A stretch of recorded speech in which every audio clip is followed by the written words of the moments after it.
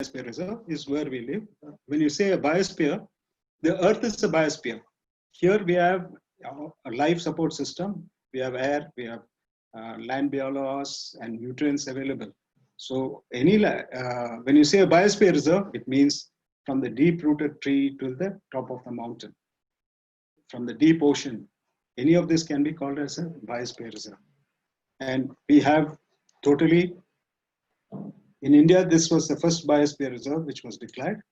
And in the world, we have 124 countries have 701 biosphere reserves. India has got 4 biosphere reserves, and Tamil Nadu has got 2 biosphere reserves.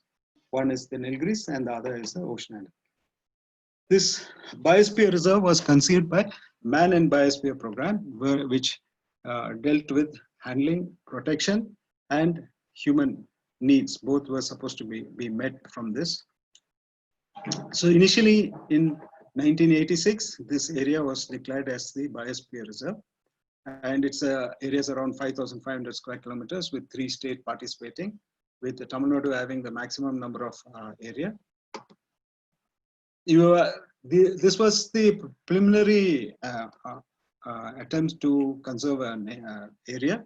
So UNESCO had done a very great job then, but I think many of us will disagree because much more area need to be included in this. So when you say man and biosphere, you can see these are the forest fires annually occurring in this landscape. And these are set by forest people for their cultural practices, and not for any particular reason.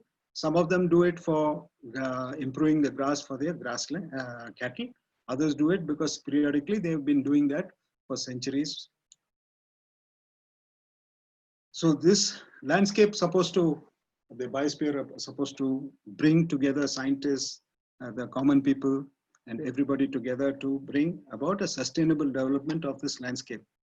Sadly, that has not happened yet. We have the biosphere has been mainly a paper document. So looking at the Nilgiri Biosphere Reserve, it's hot biodiversity. That is, when you say world biodiversity, the Western Ghats is a hotspot. But within that hotspot, if you say look at it, the Nilgiri Biosphere is very important because it's got a very high diversity in fauna and flora. This biosphere, it supports some of the rarest form of life forms. I am not going to go into deep of any of these things because I think it will not be enough time nor my knowledge enough to talk to you about those. We also have a very high human diversity. The diversity of communities in the Nilgiris, the primitive tribal groups, which are about 6 in the Nilgiris. Nowhere else in India you would find such a high primitive group tribes. Third is, why is this area important? Just a few points as we go along. The biosphere can live without us. But if the biosphere is not there, then we are as good as being on the Mars or anywhere else.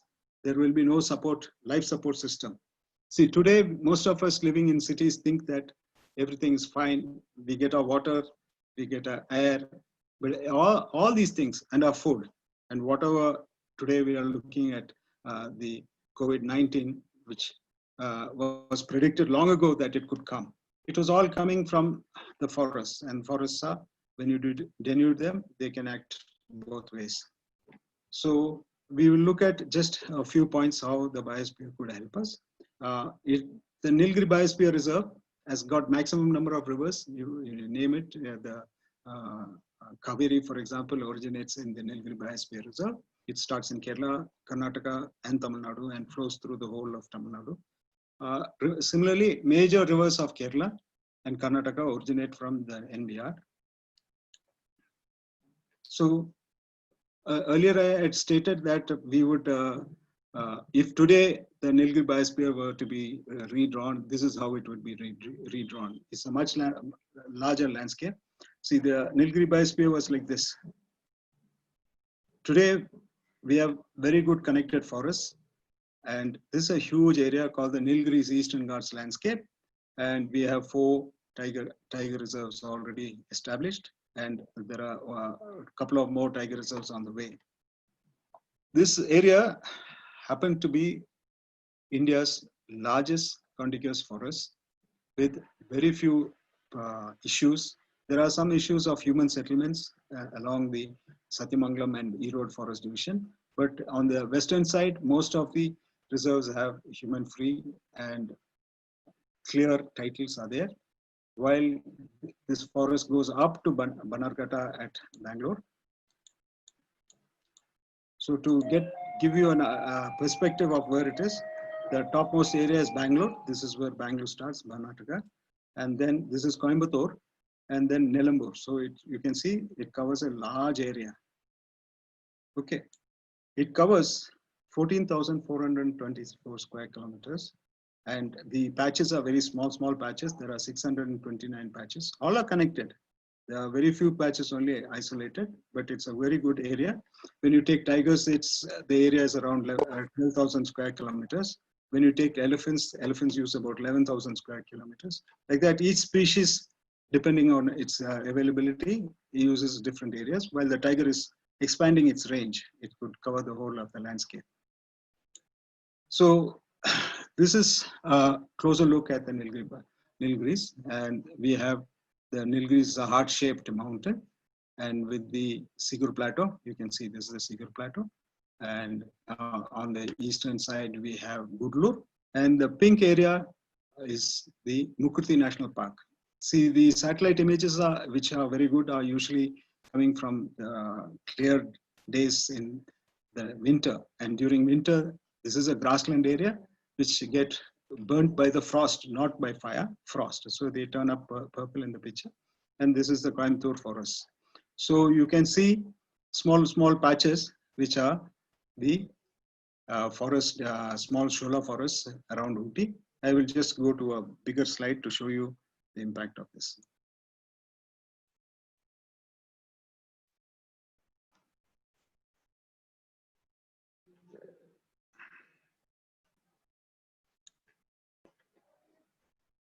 Please excuse me for a minute. Just locate where it is.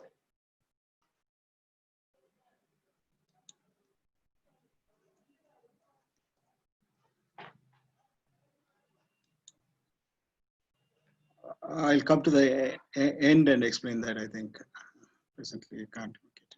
Okay, we'll just come back to the end and show you the mountains. So this is the Moyer Valley. It is seen from the top. If you see in the satellite image, you can see the Moyer Valley. Yeah, it's a gorge, very deep gorge. It's mainly by plate tectonic movement of the earth, and it's very old rock formation. And a photograph of the gorge is like this. It is very deep. It's about 160 meters from the top to the bottom. It is 22 kilometers long, and it is the oldest. About 2.5 billion years ago, it was formed. So that's the Moyer Gorge.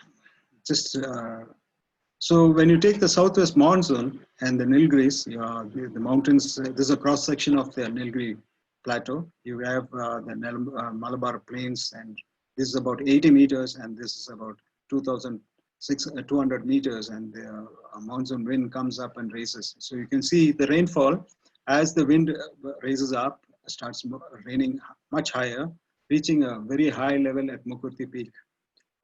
Last year we recorded now 90 centimeters of rain in this area. So, and it goes eastward, you get much lower rain. Now, till the last few years, we were thinking that no matter whatever the rainfall was happening at these grassland areas, nothing much would happen. But the last 2 years, we have seen major landslides happening in the grassland, showing that even what happened in Idukki district was a grassland area because the top people was Ervikulam forest area. So the grasslands are very good areas, we thought, but they themselves are unable to handle the type of rainfall we are facing nowadays. Nowadays, as a young boy, when I went to school, I studied in Ooty only. The monsoon used to be very light, but for a long time. So you can actually escape the rain without using an umbrella. But as I started going into college, I found that umbrellas were needed because the rains were changing. And today, if it rains, it's raining cats and dogs. It rains 4 centimeters, 3 centimeters in a day. But earlier it would take maybe 1 centimeter the whole day to drain. So the water used to percolate into the soil and produces sources of groundwater. But today what is happening, the landscape is not able to withstand the high rainfall and it is running off. Why is this happening? It's not happening only in the Nilgiris, it's happening throughout the world. And you've been seeing, we have been part of that in the last month. It's not moving.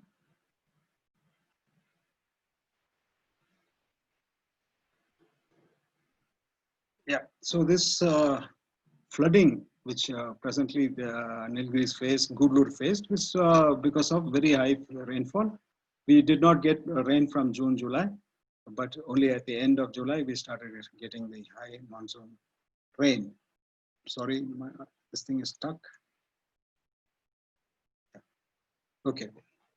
So when we just look at the faunal diversity, we have a large number of mammals, birds, reptiles, and numbers are like this: 100 mammals, birds are 370, reptiles 80, fishes 39, different fishes endemic, amphibians 31, and the number is increasing as time goes on.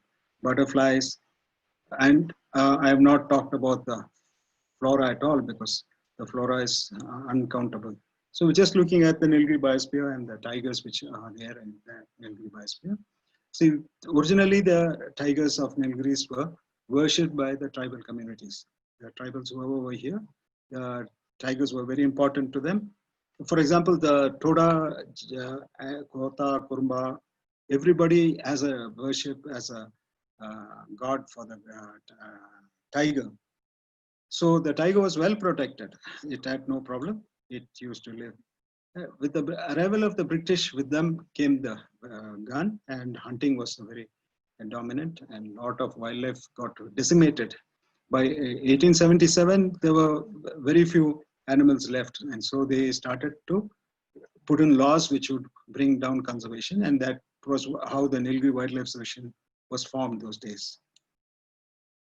There was no major change from 1877 to 1972 when the Wildlife Act, the Indian government brought the Wildlife Act, which said prohibited hunting and protection for wildlife. Actually, this for a short time it worked negative. Because there were no protection for people, cattle graziers, and from elephants and other wildlife. So people just went around poisoning.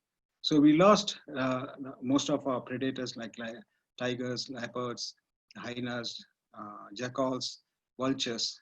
The vultures have not yet recovered after that loss. So it took some time for our conservators to get into action and bring conservation. And by 1980, we see a return of the tiger. We see a lot of changes. The question here I would like to answer before anybody asks, why do we need a tiger? Tiger is the apex predator, and when a tiger comes in, it starts controlling the herbivores. When the herbivores are controlled, then there is a buildup of vegetation, different vegetations, because the herbivore goes into higher mountains, leaving lower mountains to be grasslands. So it plays a very important role. And if anybody is interested, they should see a movie called Return of the Wolf. So by 2020, we see a very dramatic change in the tiger populations. And we have been a very successful conservation unit as far as the world goes. The Nilgiris happen to set precedents over other districts. This is one of the first pictures one of my colleagues have taken. Is in the Moyar Valley. First time he's seen a tiger after many years. And then we put camera traps. We have done camera trapping across the landscape, and this is one of the primary tigers we photographed. This is a mother looking with her cubs, and one of her cubs are confident enough to walk up to the camera trap and inspect what that trap is, because the trap keeps taking pictures of the tiger as it comes towards it.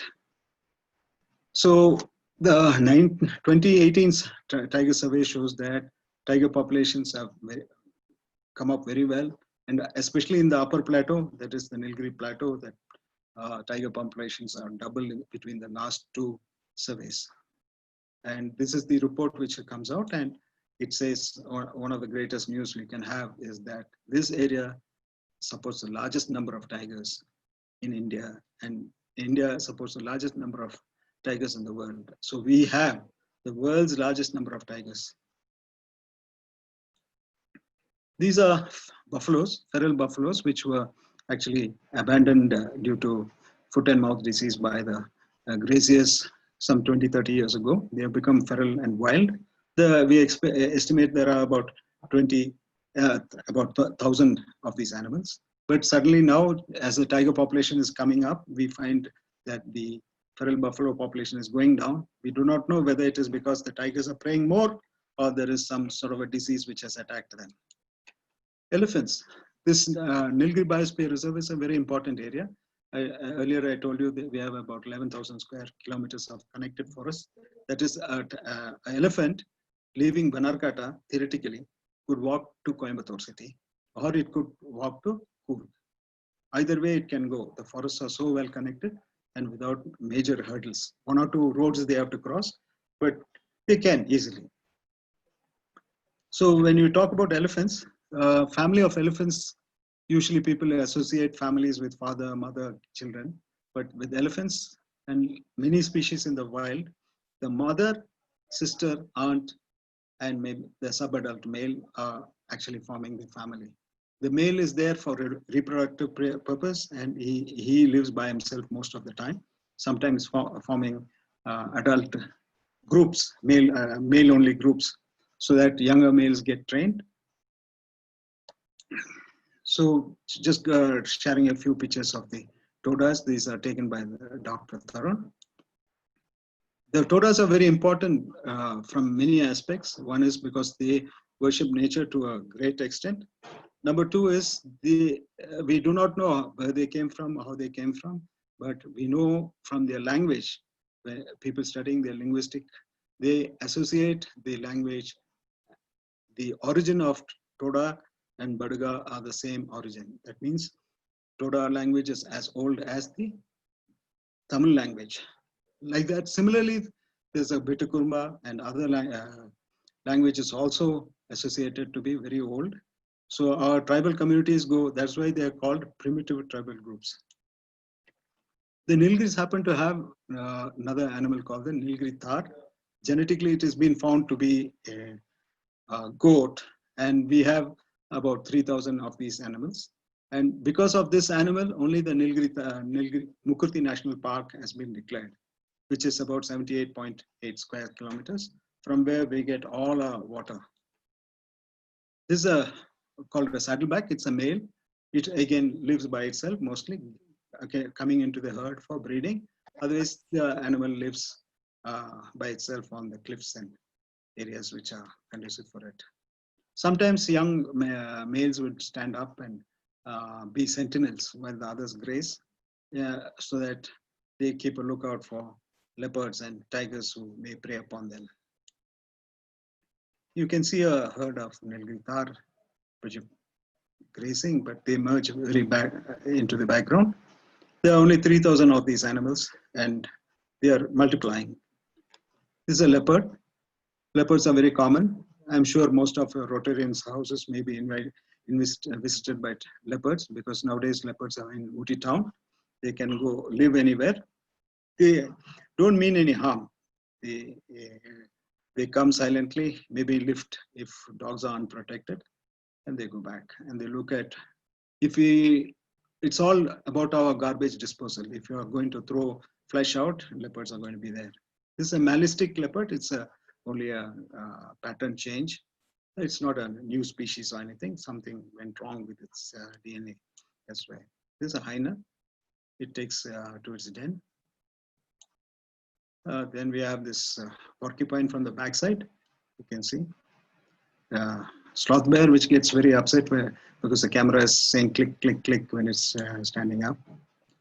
So these are some of the, when you come to tribal groups, there are 36 scheduled tribes in the Tamil Nadu, and out of them, 6 of them are primitive tribe groups. Those are Todas, Kotas, Kurumbas, Irlas, Panias, and Katinaikans. So it's an important area for human biodiversity also. And historically, if you see the type of research that the Nilgiris has produced is voluminous. It's about 6,000, 7,000 different research reports are written on the Nilgiris, and is well researched. You take any topic on the Nilgiris, you will find a research report on it. Very other areas you would find such a system. Now, I just want to talk about one more issue, which is global warming and how it's affecting us. See, the sun is producing its solar radiation and we get into the planet. The amount of carbon dioxide, methane, and other global warming gases in the atmosphere absorb the radiation, change its wavelength so they cannot escape. It gets trapped. So as the carbon dioxide, methane, and sulfur nitrous oxide increases, the less gases escape. If this greenhouse effect was not there, we would not be able to survive in this planet, because it will become too hot when the sun shines and become too cold when in the night.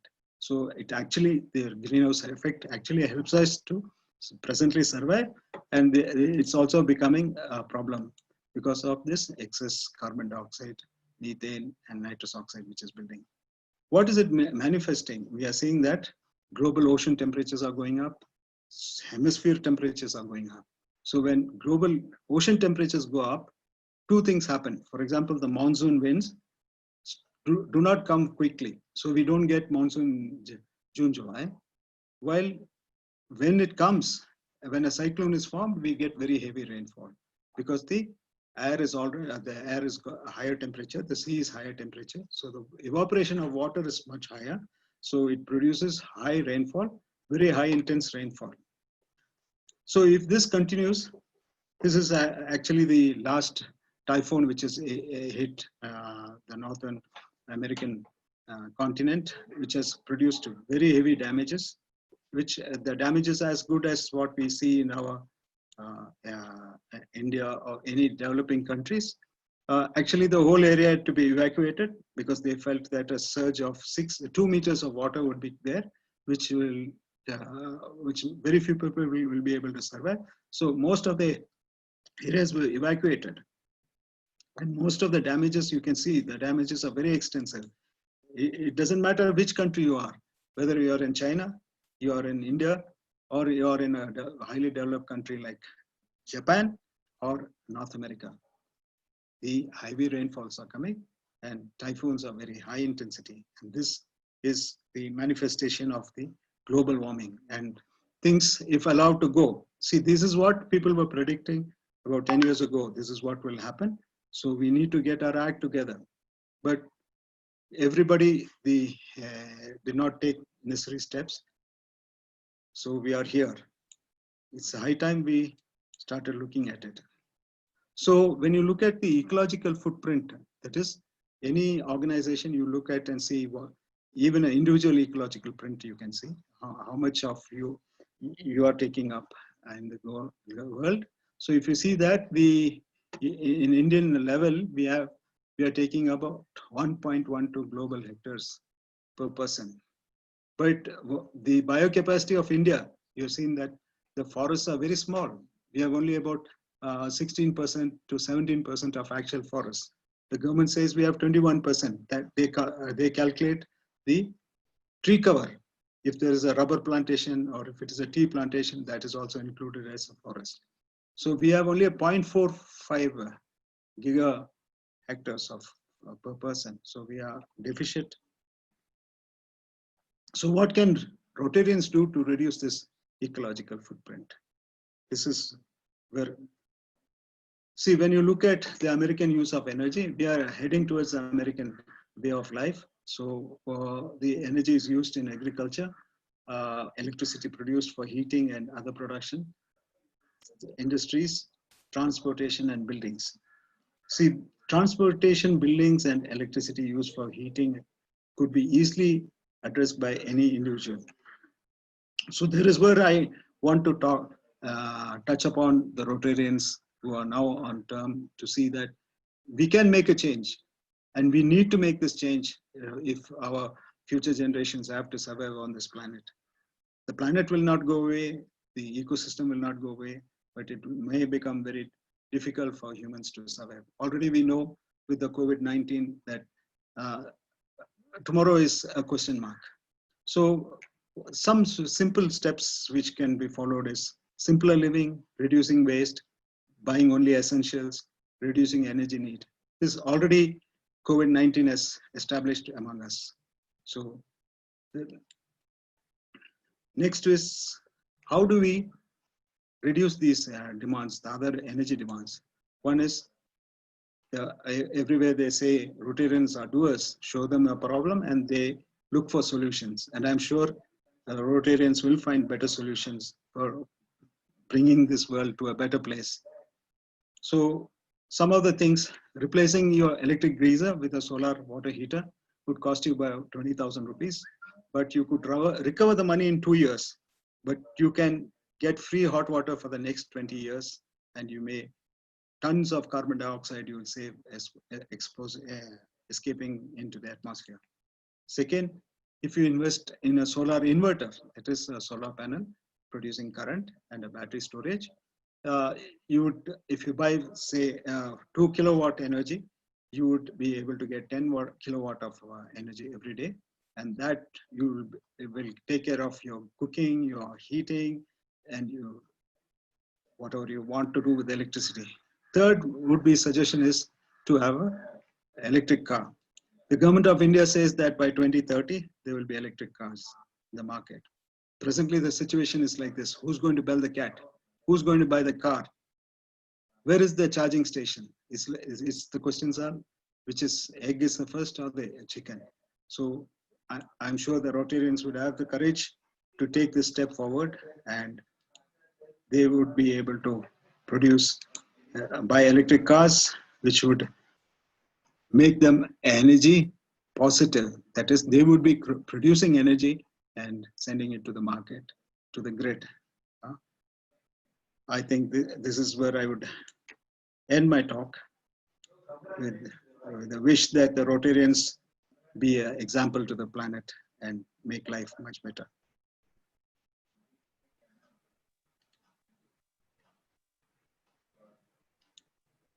Thank you, thank you, Mr. Mohanraj, for that lovely deliberation on the Nilgiris biosphere and its effects on ecology of this whole South India.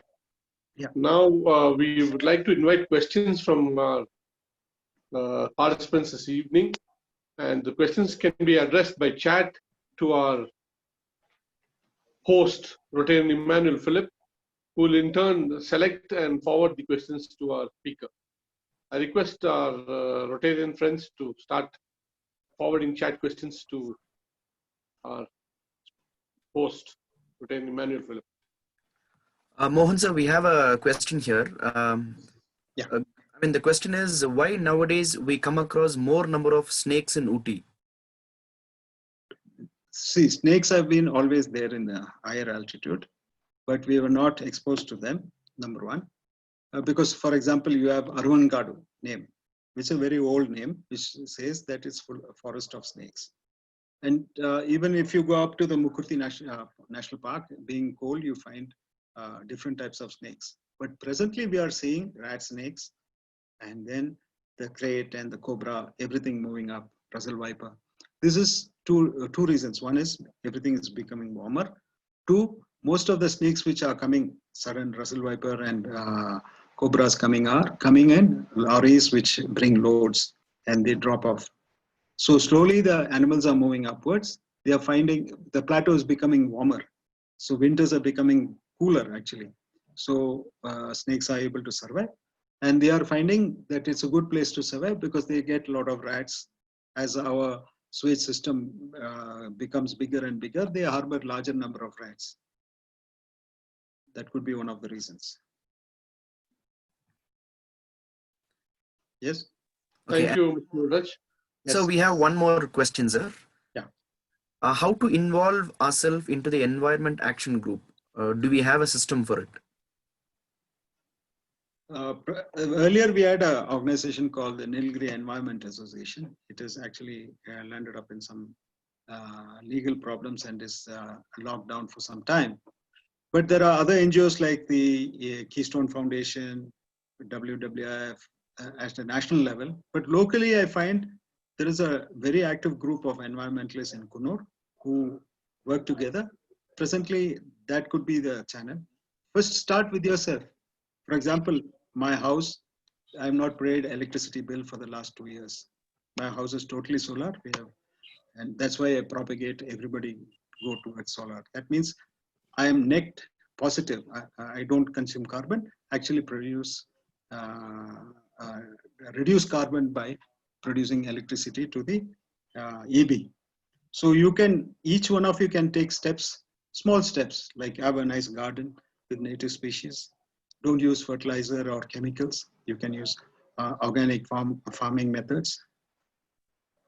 These small steps can go towards becoming a better area. And get involved, read.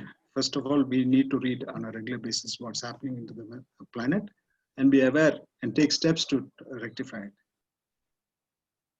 Well, is there any possibility of snowfall like north in Ooty?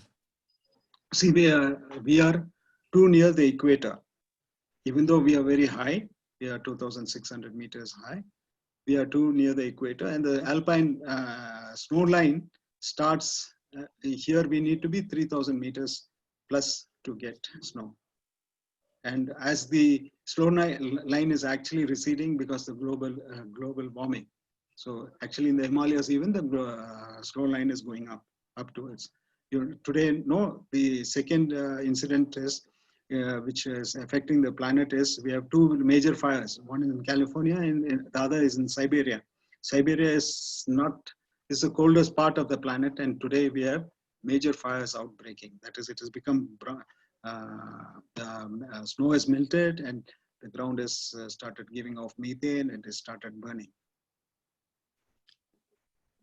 Sir, you are telling the name of the film to know the importance of the tigers. What's the name? May I please repeat?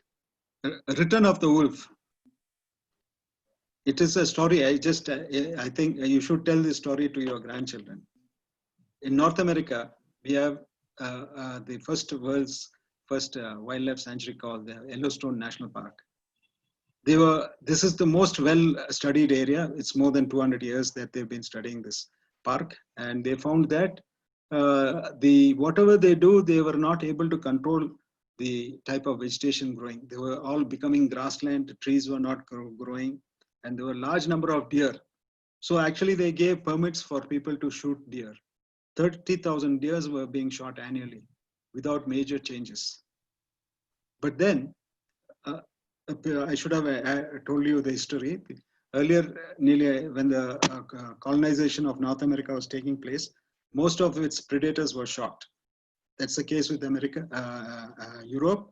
We don't have any predators. Major snakes are not there. All are exterminated. So the wolf was exterminated in United States of America. So it was not there in the Rocky Mountains.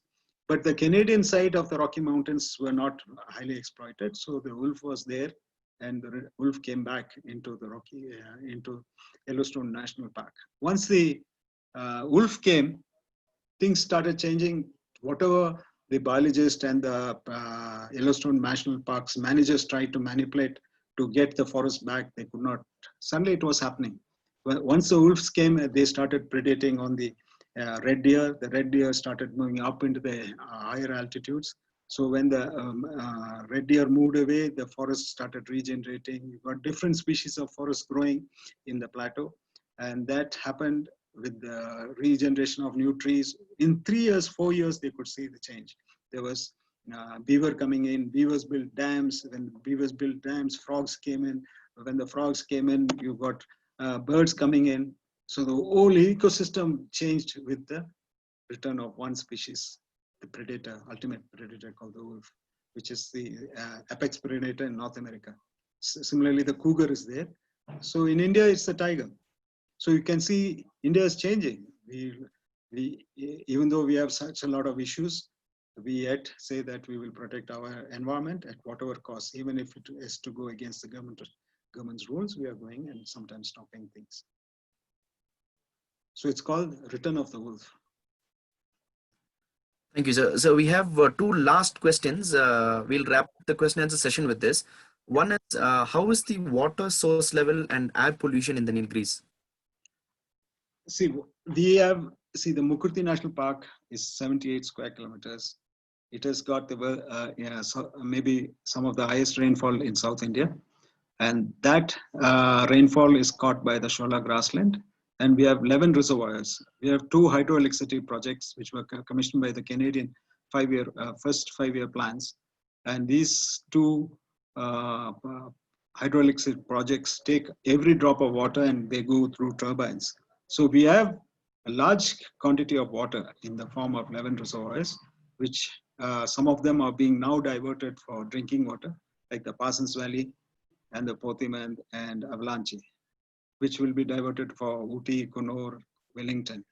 But there are some threats in the form of this pumped storage planned by the Sinhala projects, which may cause problems for the drinking water of these villages.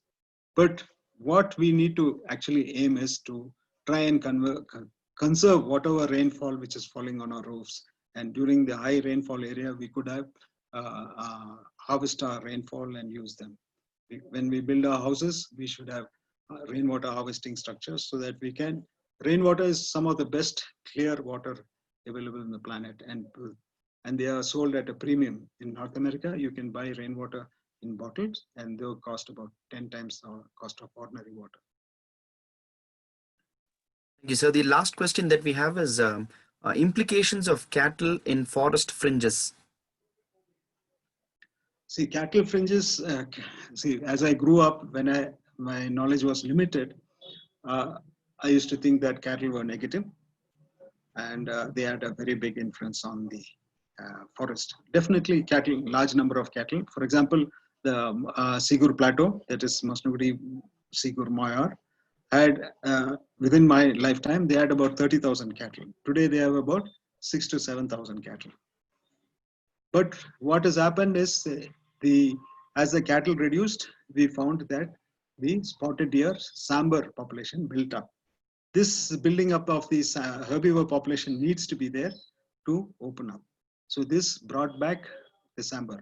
I can give you an example from Kalakad Wildlife Tiger Reserve. See, Kalakad about 20 years ago had a lot of spotted deer on its base at the lower altitude. But today it doesn't have any spotted deer. The main reason is that when you look at satellite images and the data coming out, the last 10 years, there have been a very intense work in Kalakad with people to stop firewood collection and cattle grazing. When cattle grazing and firewood collection was stopped, the forest built up very beautifully, canopies closed, and there were no grass. So when the grass goes away, the herbivore population goes. It's the same like the predator return of the wolf. If everything is a balance. So if you don't have the right amount of herbivores, whether it's in the form of cattle or wild herbivores, our forest will degrade. That's the problem with the Northeast forests. Most of the Northeast forests are intact. When you look at satellite images, you'll see the forests are in good condition. But their lives are not going to be long because most of the animals inside the forests have been eaten away. There is nothing to regenerate, relive the forests. Thank you, sir. Thank you. Thank you, Mr. Mohanraj, for that lovely question and answer. And I'm sure that most of the Rotarians will be very happy with what you have already guided them and guided us through this talk. Thank you, sir. Thank you very much. Thank you, sir. Now it's time to ask our now it's time to request Rotarian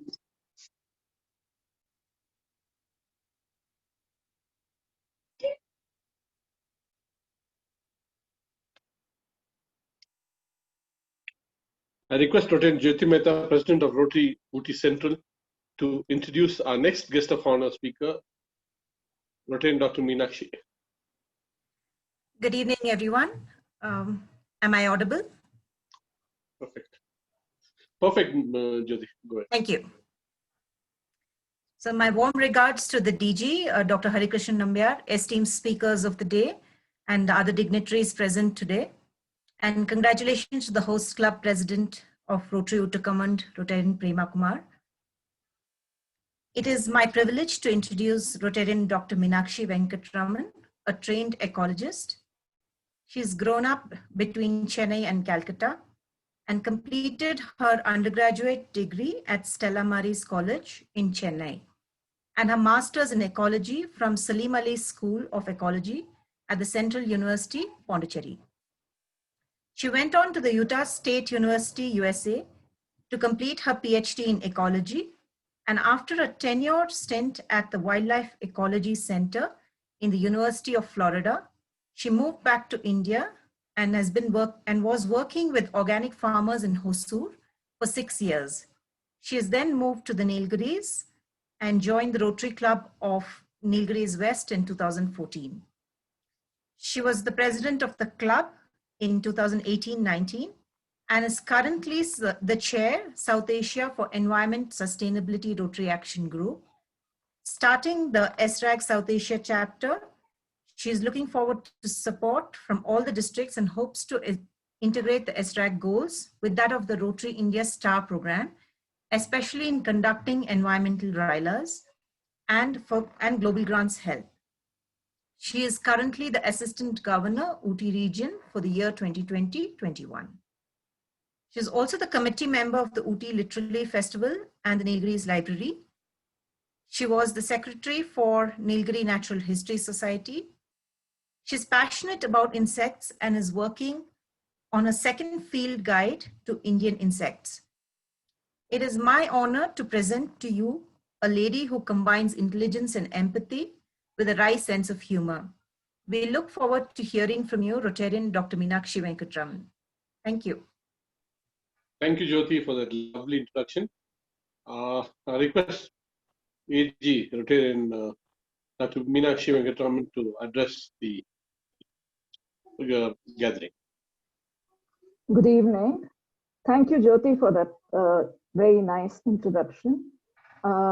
My greetings to our DG Harikrishnan Nambiar for having a district seminar and President Prema Kumar and Rotarian Vinod for conducting it. This is a need of the hour topic, and just as we saw in Mr. Mohanraj's presentation, I'd also like to welcome at this point, and I'm honored to be on the same panel as Mr. Mohanraj and Dr. Ravi Chellam. So primarily, I'm going to be talking first about what is SRAG, which I am the chair for, and how Rotary and Rotarians can make a difference at a large scale level to combat this climate change. The second part of my talk will be on climate change and looking at solutions that Rotarians can do to help in our way. It's more of doing stuff at the local level, but also looking at it nationally and on the world scale, because what we see now is a small virus that originated, say, in China, has taken the whole world in its arms. And most of this comes from zoonotic diseases because of degradation of forests and habitats. Earlier, we wouldn't have had such contact other than people living near the forests. But now it has become a pandemic. And so can I just share my screen?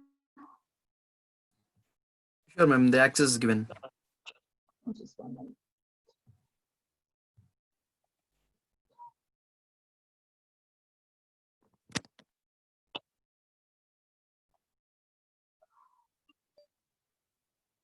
So I'm part of this Rotary Action Group called as the Environmental Sustainability Rotary Action Group. Most of you, all of you Rotarians have heard about the 7th area of focus that came into being in the end of June. The SRAC committee, which was formed 4 years back, was instrumental in bringing this change and bringing environment into an area of focus for Rotary. First of all, for a lot of you who do not know what Rotary Action Groups are, these provide assistance and support to Rotary clubs in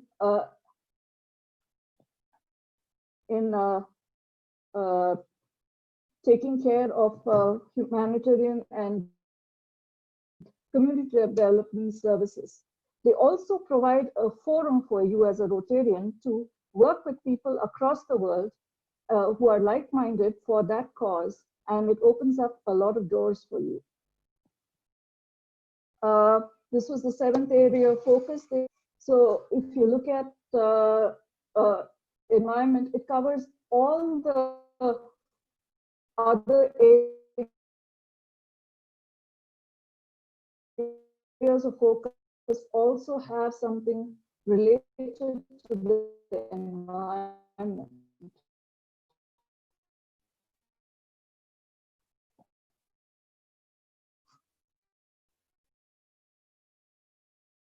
Get Rotarians to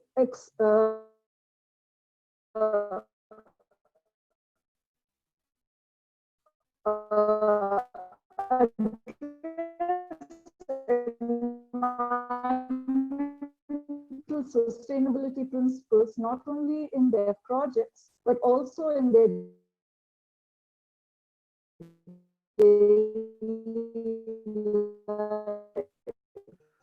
We are not able to hear you clearly. I think there's a network. In one way, COVID-19, it cut down a lot of things to do is look for environmental. Can you hear me? Yes, ma'am, we can hear you. Okay. So to identify environmental leaders within the Rotary world, this is basically anyone who has a passion for working on the environment. We just assist you in getting enough help to do that project, which is of importance to that area. We help with getting experts and getting committees, and in some cases even funding for doing the work. And you also acknowledge your help in doing that environmental service. And we also have a news media website, etc., to publicize your work. So that is about SRAG in a nutshell. In today's environment seminar, I'm just looking at the question of, just as Mr. Mohanraj ended, what can I do as a person? Before we go into what I can do as a solution, let's just take a look at what you all would have heard of the Paris Agreement, COP21 and things like that.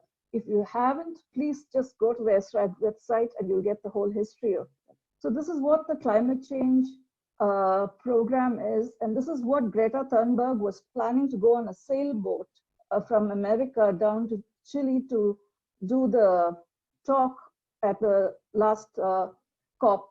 But that got changed to Madrid, and you must have heard or seen her going by a yacht back to Madrid and using trains. Why do you do that? Because personally, our carbon footprint increases with flights. So for a lot of people, your carbon footprint has come down in the 6 months because there's no flights. Flights are, airline fuel is one of the higher emissions that we look at.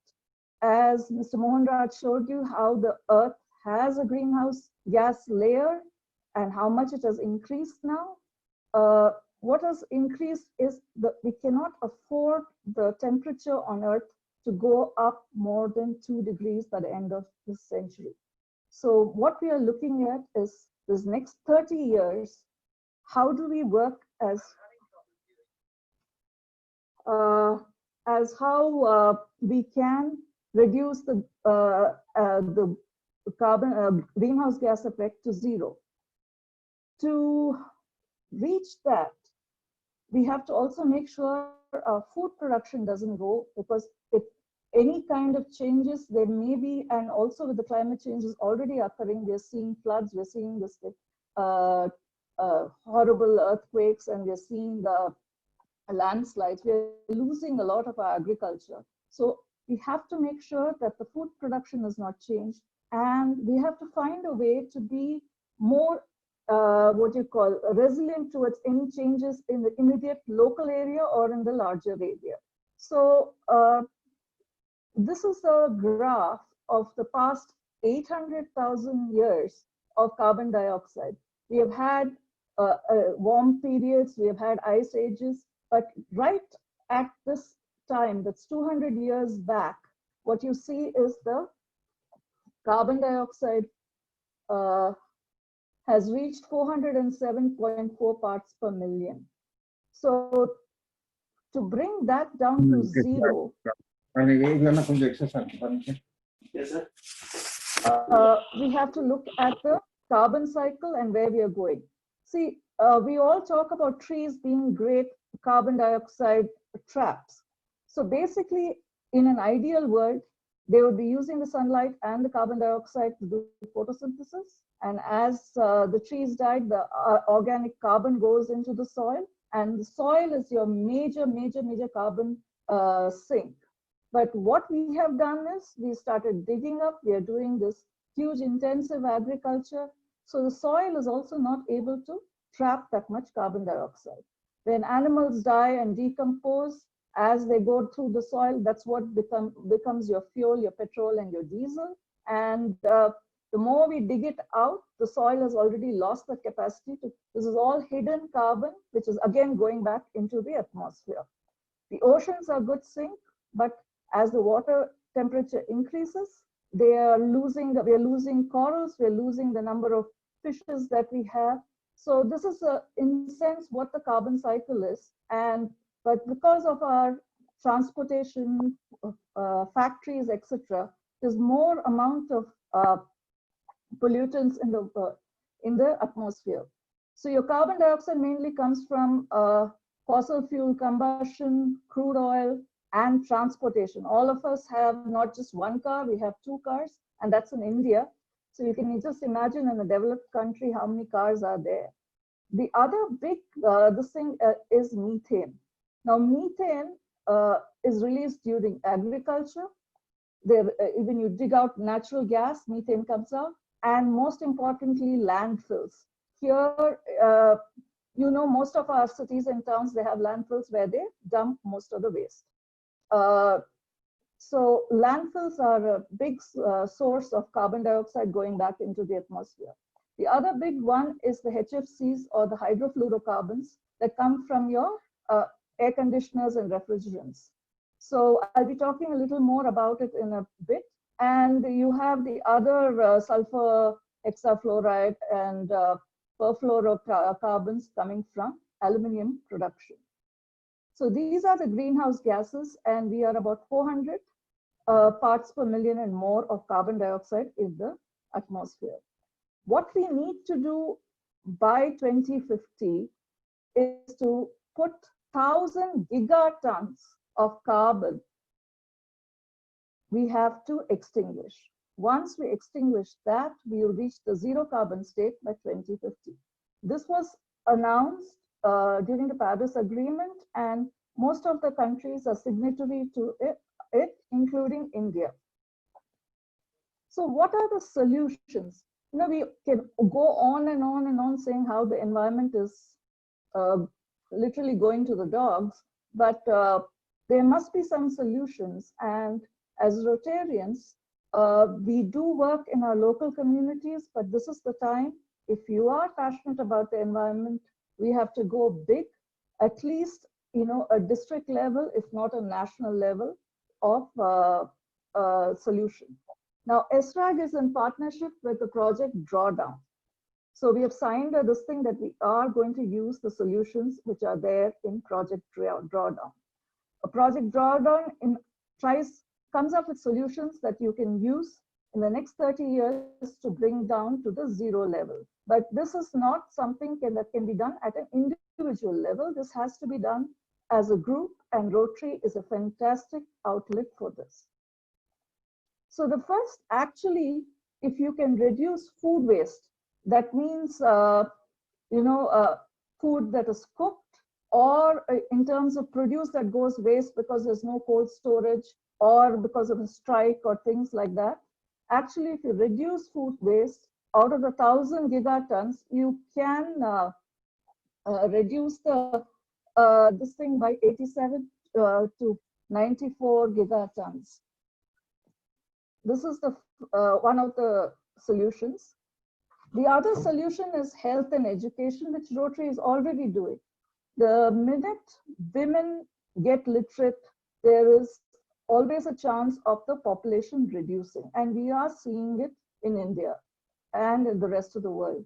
So health and good education for young girls would sequester about 85.42 gigatons of carbon.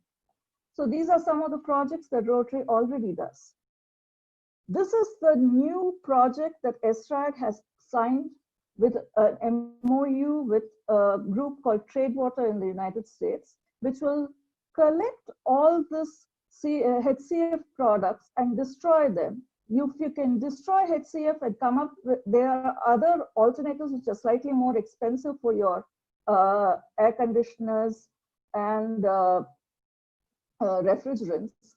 If that can be brought about, we sequester, basically these are incinerated at very high temperatures, we can reduce the number of HCFs. This project is also being started in India from a Rotary Club in Hyderabad.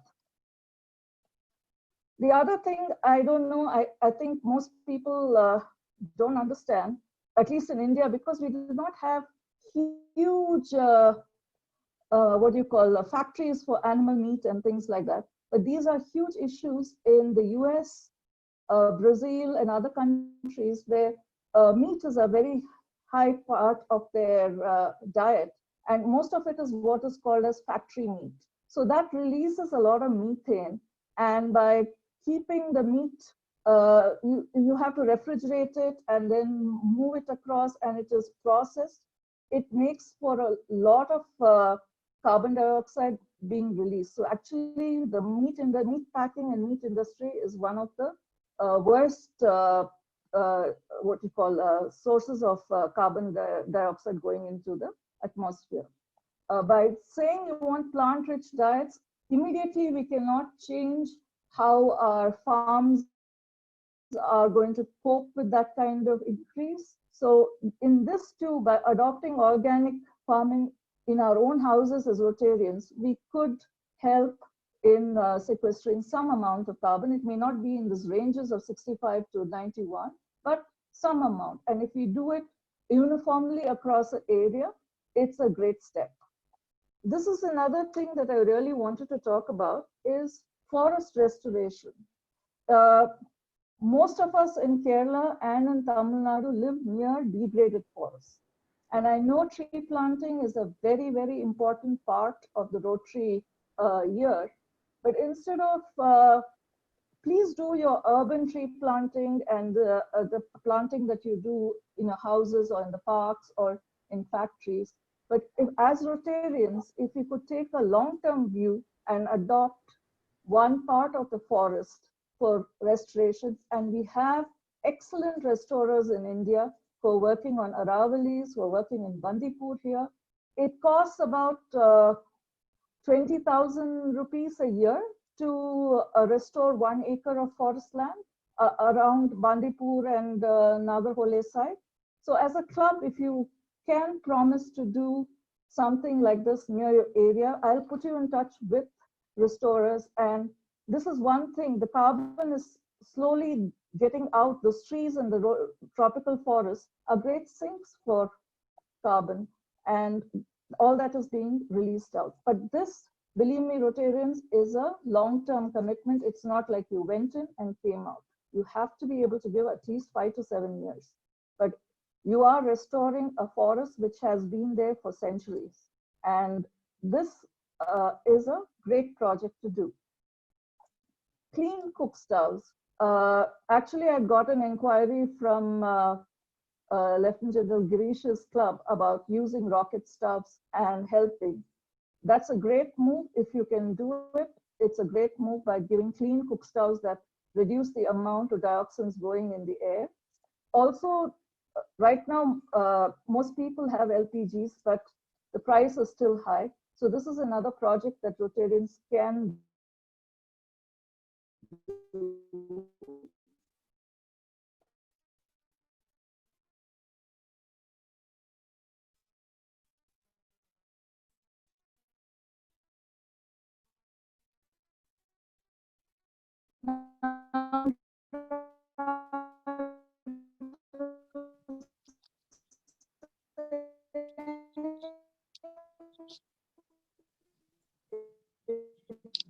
Ma'am,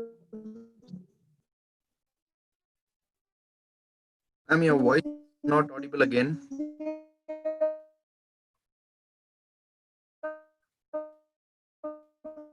On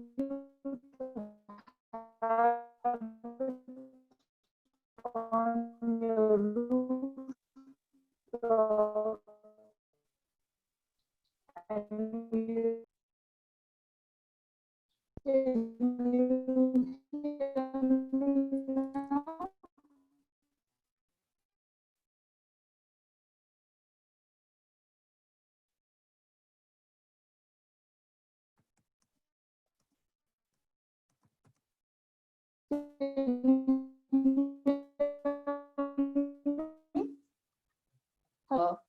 Working towards reducing carbon. But please, before you start deciding on growing on degraded land, find out from the forest division and from the village panchayats where you're going to plant, whether it's Porambok land and this grazing. So first get the grazing underground and then you plant trees. LED lighting is another way you can reduce your carbon footprint. If as Rotarians you could offer LED bulbs to people in your area, that's a great way to start. So what is carbon footprint? Can you hear me now? Yes, ma'am, it's clear. Okay, okay. So what is carbon footprint? You know, people seem to be talking about this, but carbon footprint is not just what you do for yourself by reducing your carbon emission, but it's also the thing. See, you may say I'm eating things locally from my garden, I use a bicycle, but if the t-shirt that you're wearing, the cotton has come from India, gone to Bangladesh for ginning, and then goes to Vietnam for stitching, and then you buy it and wear it, actually your indirect carbon emissions from that becomes a very huge amount. So as Rotarians, I think the easiest way to follow a carbon footprint reduction is to reuse, repair, reduce, and recycle. Though the reduce can come right in the beginning, if you ask me, you to try to tone down what you're going to buy. This COVID, this thing, by closing down the economy, has also shown us we can survive on very few things. So please continue to think about whether you really need to buy that durian fruit that has come all the way from Thailand, or do you really need to eat those chocolates that came from Geneva? And do you really need Amazon to deliver packages every day? So that's one thing as a food for thought. This is a carbon footprint of what you eat. If you see, it's all your beef, lamb, all the meat products go up to the eggs, and your carbon footprint increases until you hit nuts, lentils. They haven't added your millets and things like that. That will also come here. So basically, a vegetarian diet will help you reduce your carbon footprint. In a diagram, in a nutshell, it is what you waste. And recycling, remember, there's still energy being used for recycling. So reduce is your main mantra that has to be there. And you've got factories, and then you've got your cars. We have introduced BS6 this year, but most of us have not bought a BS6 vehicle. They're still going around releasing from diesel or petrol most of the greenhouse gases. So what do we do? The first exercise I would like to tell you as Rotarians is to try to calculate your carbon footprint. At SRAC, if you go to this website, sracsouthasia.org, there's a carbon footprint calculator there. Please enter it. If you have Firefox, Mozilla Firefox as your as your browser, if you go there and go to this website and do that, you'll be able to find out what your carbon footprint is, and then you can think about the measures that you would do to try to reduce it. You can take one test now about what your carbon footprint is and calculate it at the end of, say, the Rotary year and see if you have made a difference in bringing it down. Now in SRAG, we have these following projects going on. We've got restoration of degraded forests, butterflies for pollinators across the country. We have expertise on circular economy, converting plastic into either tiles to bricks. The Rotarian who is very accomplished in it, and he's called as the Plastic Man of India. He actually got these PPEs that now are being used for COVID, and he made them into tiles. So I can put you across to any of these people if you would like to do some projects. Green menstruation has been a big hit here in the Nilgiris, and it's now being taken over to Bangladesh, and we're going to be doing it in Delhi as well. Urban afforestation. Now, this is another thing. You can do localized small Miyawaki gardens if you can, which will act as islands for birds in the city to move from one area to another. It's just a thought. Think about it. Otherwise, try to plant different strata of trees and shrubs around, so the birds and insects have different habitat to explore. In the pipeline that we have, we are doing the artificial coral reefs in Chennai, and it will be taken across the shore of India. We have got mangrove restoration that is happening in Bombay, and we are trying to get in West Bengal in the Sundarbanji area. This HCF disposal that I was talking about, it's a huge project in the US that they're trying out, and then they're planning to do it in India. It's a $1 million project, $1 million project that has been sanctioned right now to do the HCF disposal in the US. Hopefully we can get this started in India too. Now, how to join SRAG? We have got a website that you can go to. Why I'm saying is join SRAG is like this year for Rotary, you have a citation point for a member being a part of a Rotary action group. It would be always nice to have an environmental person in your club. So the annual membership is $30, 5-year membership is $125. Rotractors can join for $15.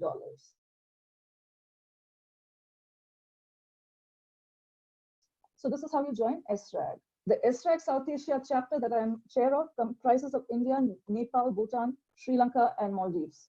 If you'd like to contact us, these are our email addresses. And this is our website. In the website, what I have got is one is the carbon footprint, and then there is a tree plantation forms. So this gives the idea that we can give anyone in the country where you're doing the tree plantation project, how many trees you're planted, and it also looks at maintenance and how many deaths of trees and things like that.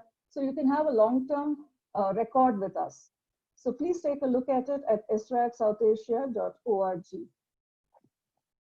This is just the celebration of the 7th area of focus. So I end my talk here, and I'm waiting for any questions that anyone might have. Thank you, Rtn Meenakshi, for that lovely explanation about SRAG and environment to the Rotarians. Now over to our host to put forward the questions to you.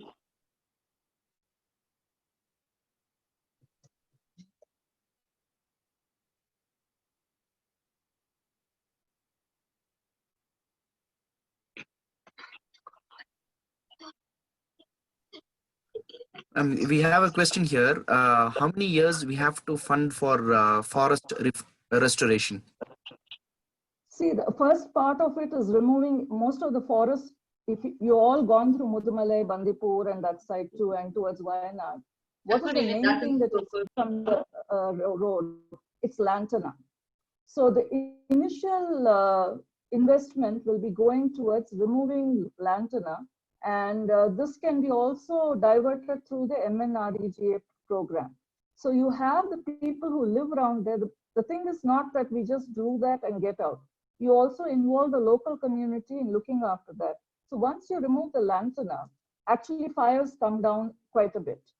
So once the lantana is removed, it takes about 3 years for you to immediately see some change and the forest going back to itself. And so it will be about over 5 years, it might be about a 60,000 investment for an acre. Oh, thank you, madam. For an acre, it will be about. Good evening, sir. The other question that we have here is, does replacing a car reduce the footprint? That's the carbon footprint. Replacing a car. Yeah, in order to reduce the carbon footprint, if you replace an existing car, probably with a BS6, would that actually reduce the carbon footprint? Unless this car goes off the rails, isn't it? If someone buys it from you and is driving now, you've got 2 vehicles going on the road, you will have increased carbon footprint, isn't it? So that's where it comes. Try to use public transport than using your own car.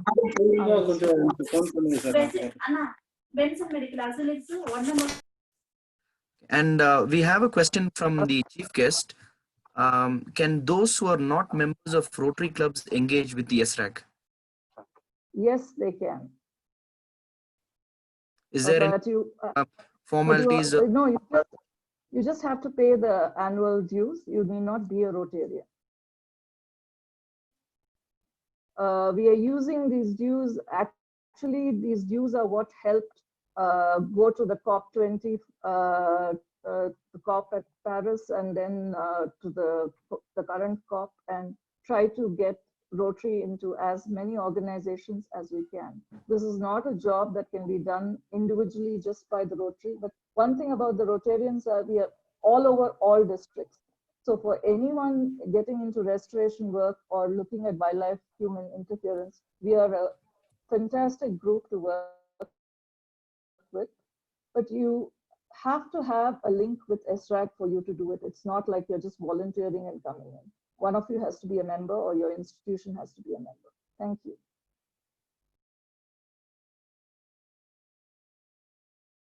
So I think those are the questions. Okay, thank you so much. Thank you, ma'am, for taking those questions. It was nice of you to take those questions. Now, it's turn for us to introduce our chief guest, who's been waiting to address us. And the pleasant task of introducing the chief guest goes to Lieutenant General Girish, President Rotary Nilgiris.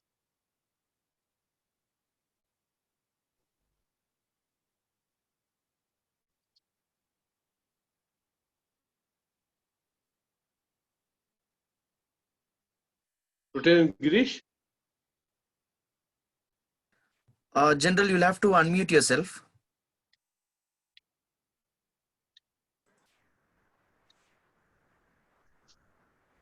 Okay. Can you hear me now? Yeah, we can hear you now. We can hear you. Good evening, ladies and gentlemen. Compliments to our district governor, Dr. Harikrishan Nambiar, for creating such a series of very interesting opportunities for Rotarians of the district to get enlightened in a variety of subjects. First were a series of training sessions, and now this well-elevated discussion on a subject of the environment.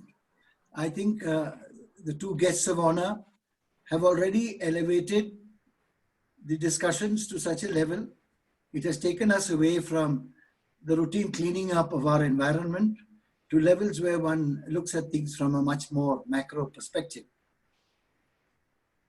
I take this opportunity to first and foremost compliment both our guests of honor. I would like to compliment the Rotary Club of Ootacamund, led by Rotarian Prema Kumar, for anchoring this very enlightening program. It is a proud privilege to introduce our chief guest of the evening, Ravi Chellam, to this audience. Ravi Chellam has been involved with wildlife research, education, and conservation since the early 1980s. His career includes stints with the Wildlife Institute of India, the United Nations Development Programme, the Ashoka Trust for Research in Ecology, and the Environment at Tree, Wildlife Conservation Society, India Programme, the Madras Crocodile Bank Trust, the Foundation for Ecological Security and Greenpeace, many of these in leadership positions. He studied the Asiatic lions in the Gir forest for his PhD. In fact, he is known to be one of our very knowledgeable and authorities on the Gir lions. He has been involved with research and conservation of the lion since 1985. This includes field research, surveys, and preparing a plan to translocate and establish a second population of free-ranging lions in India. He served as an export scientific advisor to the Forest Bench of the Supreme Court of India in 2012. For about a decade, he was the research coordinator of the Wildlife Institute of India. Among the research projects he supervised at the Wildlife Institute of India was an Indo-US project which looked at the impacts of habitat fragmentation on herpetofauna and small mammals of the Western Ghats. He has been involved in governance roles with several NGOs, including the BNHS. He has published extensively, works closely with the government on policy matters, and has given several academic and public talks.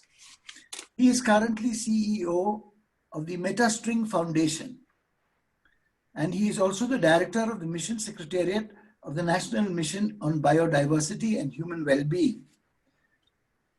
I did a little research to find out what does this organization called MetaString Foundation do.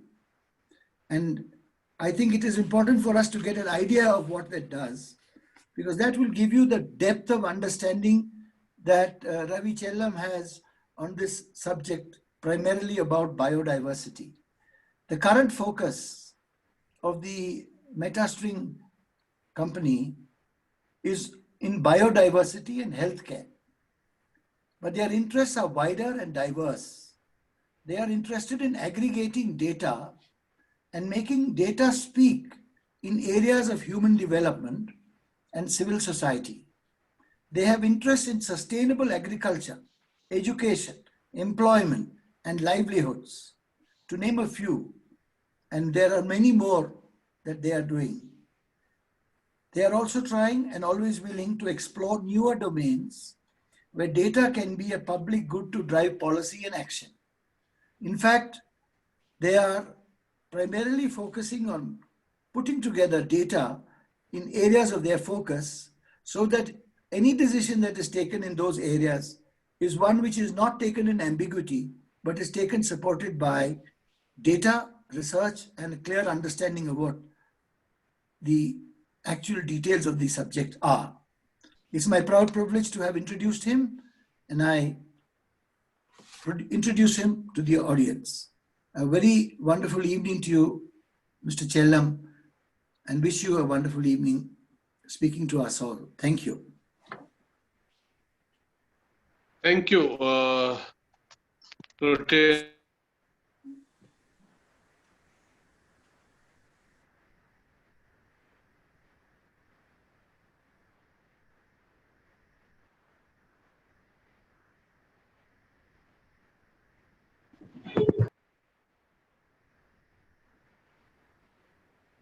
I'd like to inform all the Rotarians on this platform that we are going to conduct a contest, and the details and guidelines of the contest will be posted after the chief guest speech. So please wait.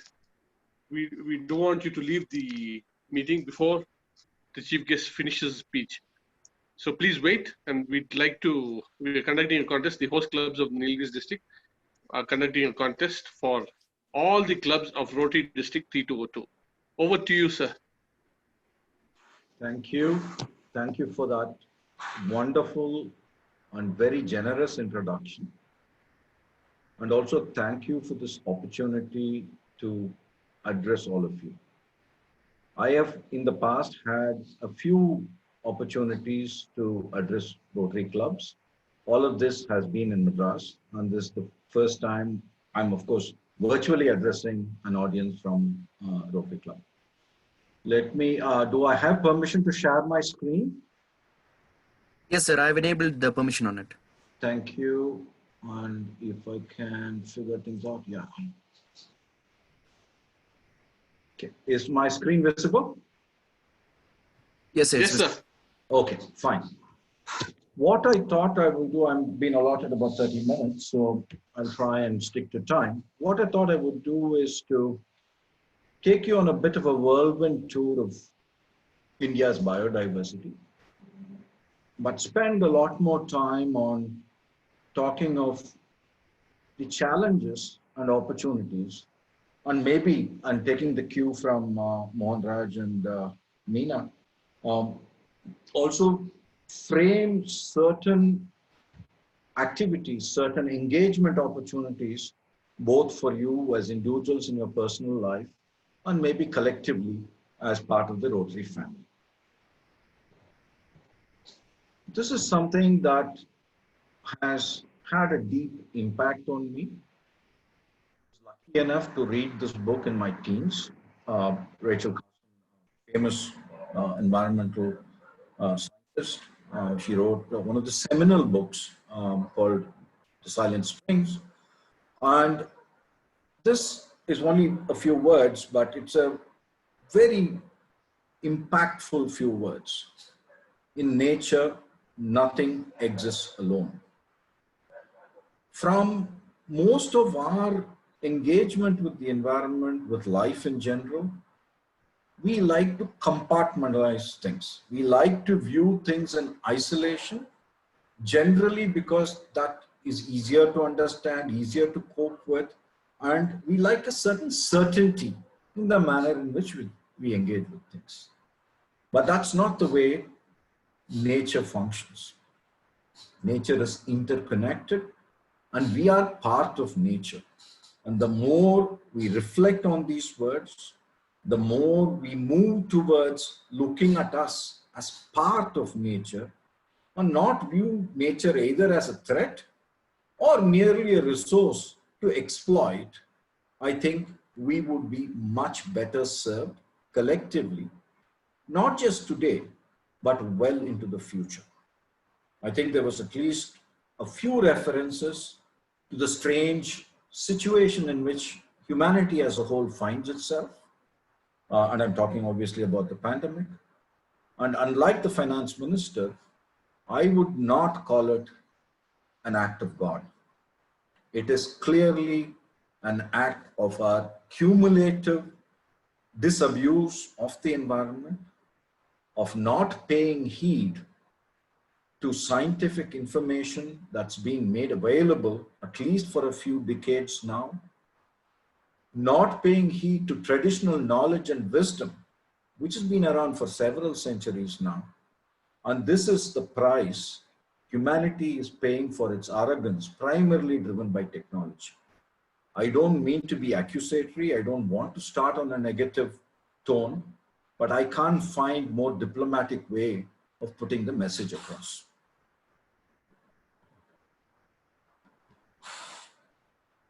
We often measure the wealth of a nation by a very narrow metric called GDP. And today we are told that the growth of countries are affected by the pandemic. And decisions are driven to open so-called economy, even at the cost of allowing a resurgence of the disease, leading to several people not just getting the disease, but unfortunately even prematurely passing away. What if we turn the metric around?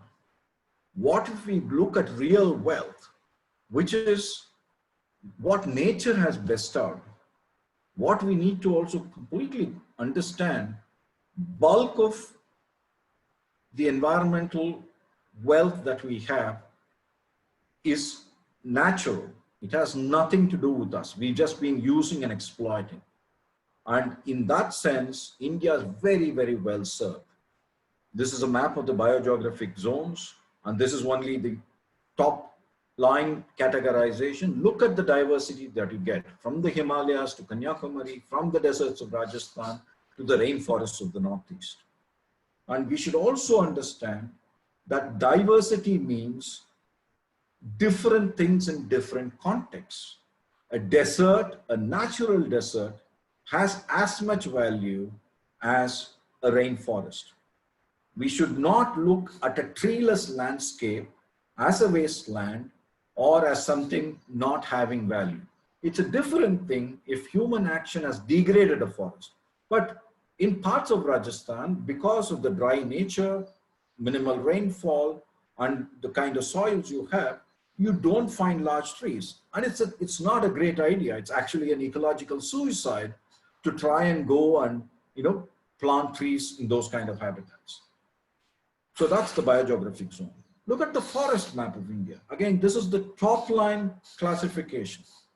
If you go into more detailed classification of forests, you're talking of hundreds of types of forests. This is really the wealth. This is the gross natural product of this country. And we are only talking of the wild forms. There is a whole host of domestic forms, and I'll get to that, where human beings have had some clear role to play. This is the wealth that actually comes within quotes free to us. And this is the wealth that we need to pay attention to, nurture, care for, and hand over, at least in the manner in which we have inherited, to our children and grandchildren. And not, as many in governments say, oh, you can cut the forest, mine it. In 60 years, you can somehow recreate the forest. I haven't really seen any large restoration of natural ecosystems in India. And even globally, that kind of restoration are rare, given the scale at which we've been impacted. We see degradation in a very visceral form. One day you have the forest, next day you don't have it. But don't forget things like climate change, impacts of climate change, which is multifarious, are anyway acting whether you cut a tree or not. And Meenakshi went into some detail about that when she spoke. Now, this is the whirlwind tour. I'm not going to spend too much time, but just please focus on the diversity and beauty. And I'm not even getting into the aquatic ecosystems now. I'm just focusing on the terrestrial ecosystems. And all of this is from India. And the colors that you see are of leaves. These are not of flowers. I mean, steep mountain slopes. Look at how heavily clothed and it's a dense canopy. These are moist deciduous forests, dry deciduous forests, all of which have their intrinsic values, their unique ecosystems, and their unique assemblage of species. Dry teak forest. I mean, people largely from Ooty and Kerala will look at, is that a teak tree? Yes, it is a teak tree from Gir forest in Gujarat. It's a function of the drier landscape there. Thorn forest. Again, not wasteland, not something that needs to be planted over. This is native vegetation. And then the interface of the marine and the terrestrial. The mangrove forests are most extensively found in Sundarbans, but this is from Andamans. Very, very unique habitat. You find the breathing roots, the pneumatophores, and so on. A few more pictures. As I said, I'm not even going underwater, either freshwater or marine water, or which are all very, very diverse, extremely rich habitats on their own right. Then you have habitats above our tree lines, snow on the ice and grasslands, both in the Himalayas as well as in the Western Ghats. And it's not bereft of life. You have several species of mountain ungulates, and here you find wild asses. You have the snow leopard, you have the Pallas cat, you have a tremendous diversity of other animals like birds and so on and so forth. And animals and biodiversity are definitely not restricted either to forests or to what are called protected areas, national parks and sanctuaries. Here is a black buck in an agricultural field of fawns. And there are much more. And in fact, if the government population numbers are to anything to go by, even endangered species like tigers, lions, leopards, snow leopards, and elephants have significant part of their populations not within protected areas, but outside protected areas. And these might not even be in reserved forests. These would be in revenue land, in people's habitat, in agricultural fields, in grazing commons, and so on and so forth. And that in many ways is the magic of India. Indians have a certain relationship and reverence for nature, and I'm now talking in a very general term. Obviously, certain segments of population and certain geographies have a much more intimate and much more reverential relationship than other parts of the country, and it obviously changes with time also. But this really is the bedrock on which Indian conservation policy should be building on.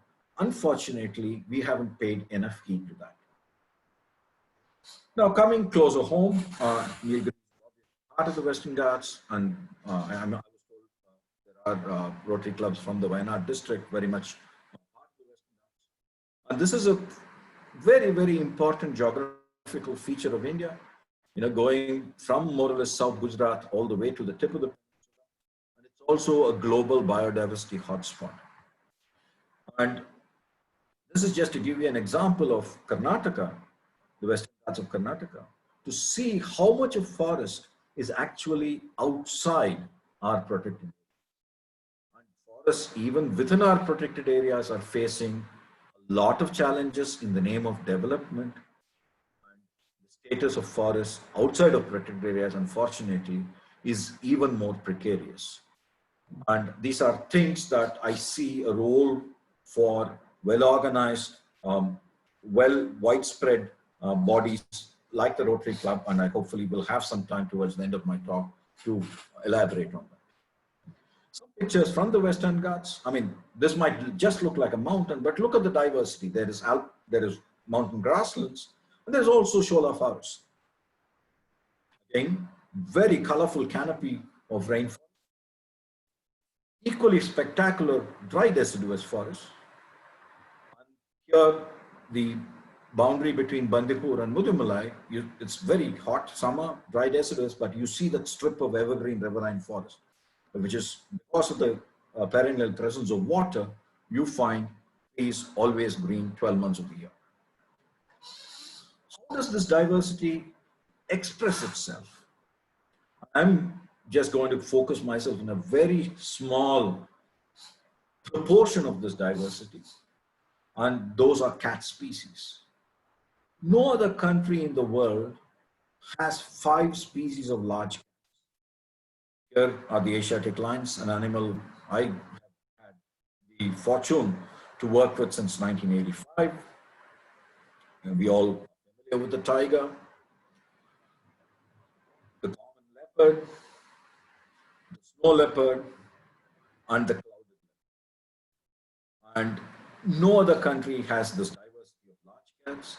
And I've not even come close to talking about the smaller cats. We have 15, 16 species of small cats. Desert cat, fishing cat, leopard cat, jungle cat, rusty spotted cat, Pallas cat, golden cat, marble cat. There is just such a diversity that we are blessed with. Leopards are, of course, very, very arboreal, completely comfortable. They coexist with tigers and lions. And it's primarily their ability to climb trees which allows them to do that. But to get to the crux of today's talk, everybody uses this term. It's often even reported in the media, but I doubt whether we have a reasonably good understanding of what we mean by diversity. So I thought I could spend about 2 minutes talking about that. In a very common way to understand, it basically is about all forms of life, ranging from unicellular or even smaller organisms, going all the way to the biggest trees and to the biggest animals like a whale. That is biodiversity. Now, biodiversity can be looked at as individual species, as individual organisms, but they don't exist. We have already seen how nature is interconnected. Species form communities of species. And obviously these communities need homes, which are called habitats. All of this put together is what is referred to as biodiversity. There's of course an official definition. There's something called the Convention on Biological Diversity. It's a multilateral environment agreement. Came out of the Rio conference in the early 1990s, and India is a leading player in this. And their official definition is variability among living organisms from all sources, including terrestrial, marine, and other aquatic ecosystems, and the ecological complexes of which they are part of. And this includes diversity within species, between species, and of ecosystems. So the technical part here is you don't just look at number of species, you look at the ecological complexes in which they are. You don't just restrict yourself to the diversity within the species. I mean, just to take the human example, clearly North Indians in their appearance are very different from us in South India, and so on and so forth. And across countries, you see those differences, but we all belong to one species. But then from human beings, when you go to great apes, you again see those differences between species. And clearly from a desert ecosystem to a rainforest ecosystem, you see the diversity between those ecosystems. There are 3 specific levels of biodiversity. We've started referring to that. The species diversity level, and then, which is probably more visible. When you see a monkey, you know it's a monkey. When you see a leopard, you know it's a leopard. The genetic diversity is much more detailed analysis that brings in, but that genetic diversity is often expressed morphologically or in appearance. And this is obviously present both within a species as well as between species. And then we've seen pictures of just the forest ecosystem and how diverse it is, ranging from thorn forest all the way to evergreen rainforest. And these forests are a product of this biotic and abiotic relationship, and by which I mean the relationship of life with soil, with climate, with terrain. And as you go higher altitudes, on their aspect, which means if it is facing south or north, you can have very different kinds of vegetation and ecosystem. The other way to look at biodiversity is, what are the types of biodiversity? Clearly, there are wild forms of biodiversity, there are domesticated forms of biodiversity, and increasingly, there are genetically engineered forms of biodiversity. Obviously, the original, the real biodiversity is all wild, but human civilization, human development is based on wild biodiversity, because agriculture is a form of domesticated biodiversity. The first crops that people started cultivating, there was not a rice. I mean, I don't know what variety of rice people eat, but we know there is such a diversity of rice even in India. It came from a wild form, and it has had multiple origins. And similarly, all cultivated crops come from wild forms. Similarly, all domesticated forms of animals come, and there are domesticated microorganisms. How do we set our curd? How does our dosa batter, rise? Or how is bread made? All of those are also dependent on biodiversity. Let's not forget that. You might have heard about BT cotton. That's a genetically engineered product. There are many other things in various forms, not just in agriculture. There are animals which are genetically engineered, and so on and so forth. India is very biodiverse. We've gone through that. There is a concept called global biodiversity hotspot. this is not just a function of biodiversity richness, but also the level of threats they are facing. So while India at some level has to feel proud that we have 4 global biodiversity hotspots, the most familiar and closest to us is the Western Ghats, then you have the Himalayas, then you have the Indo-Burma here, and then in Nicobar, which is part of the Sundaland biodiversity hotspot. That's wild.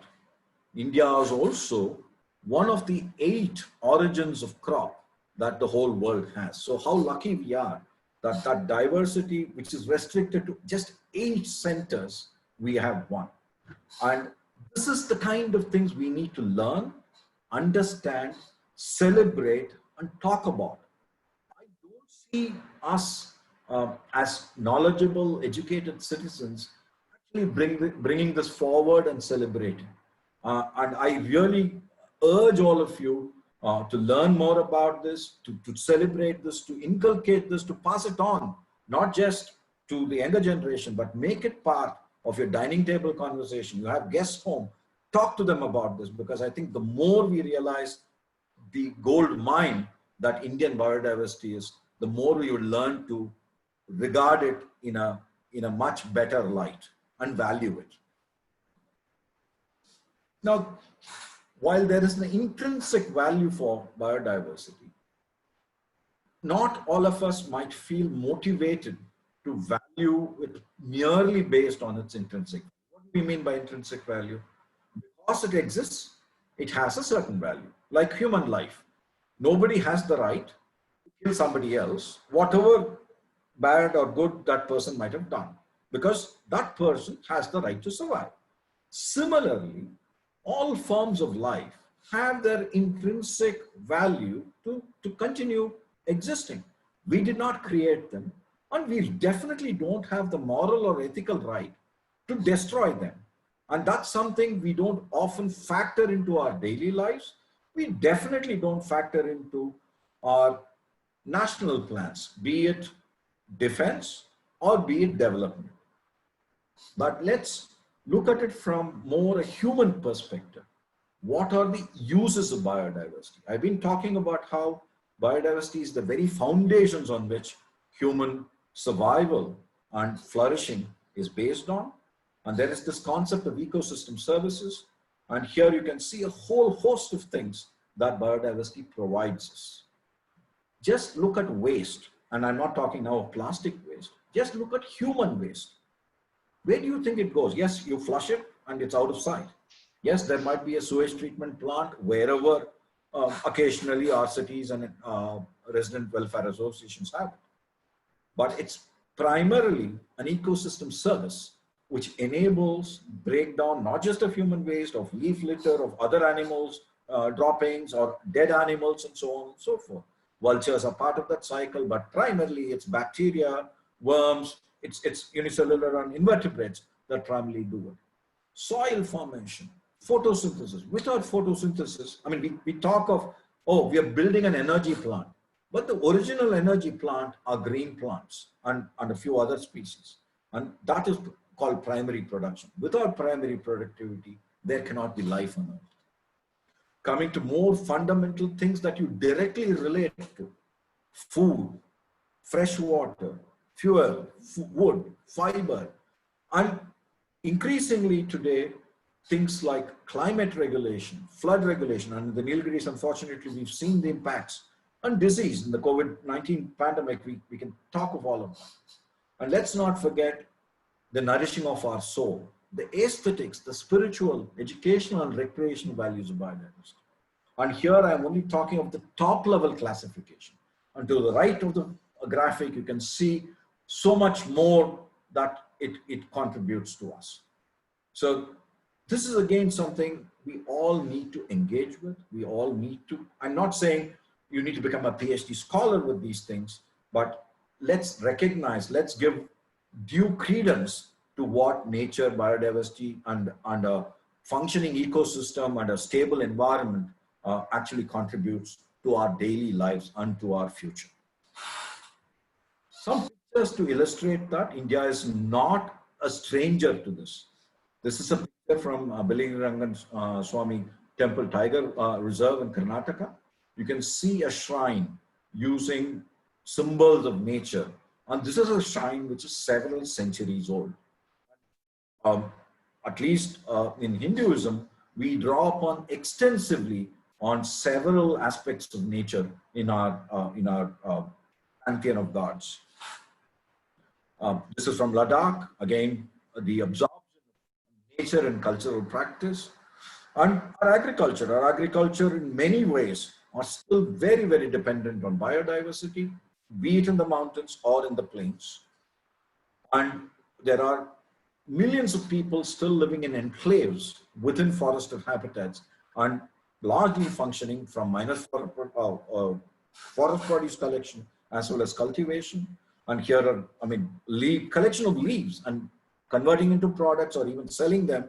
You know, it's a major part of these people's livelihoods. Collection of wild foods like tubers, and even in what looks like a very desolate, treeless landscape, they're able to go and collect fuel. And these are extremely cold places, and hence, you know, very vital for their survival. Of course, in much better forested habitats, you get a lot more for people to survive. And just to name one product, Nelikai or Amla Philanthus, this is a several crore industry based on just one plant. There are at least 1,200-1,500 medicinal plants, so, and several other spices and so on and so forth.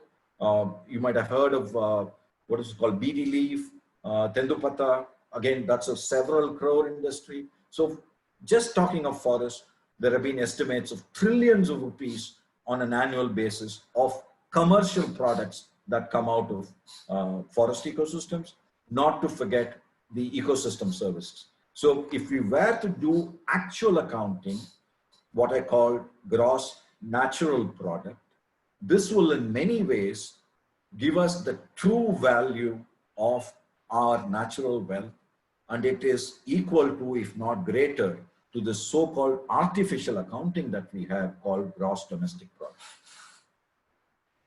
Now, again, in India, given the population density, the population diversity, there's almost no corner of our country where people and their domestic livestock exist.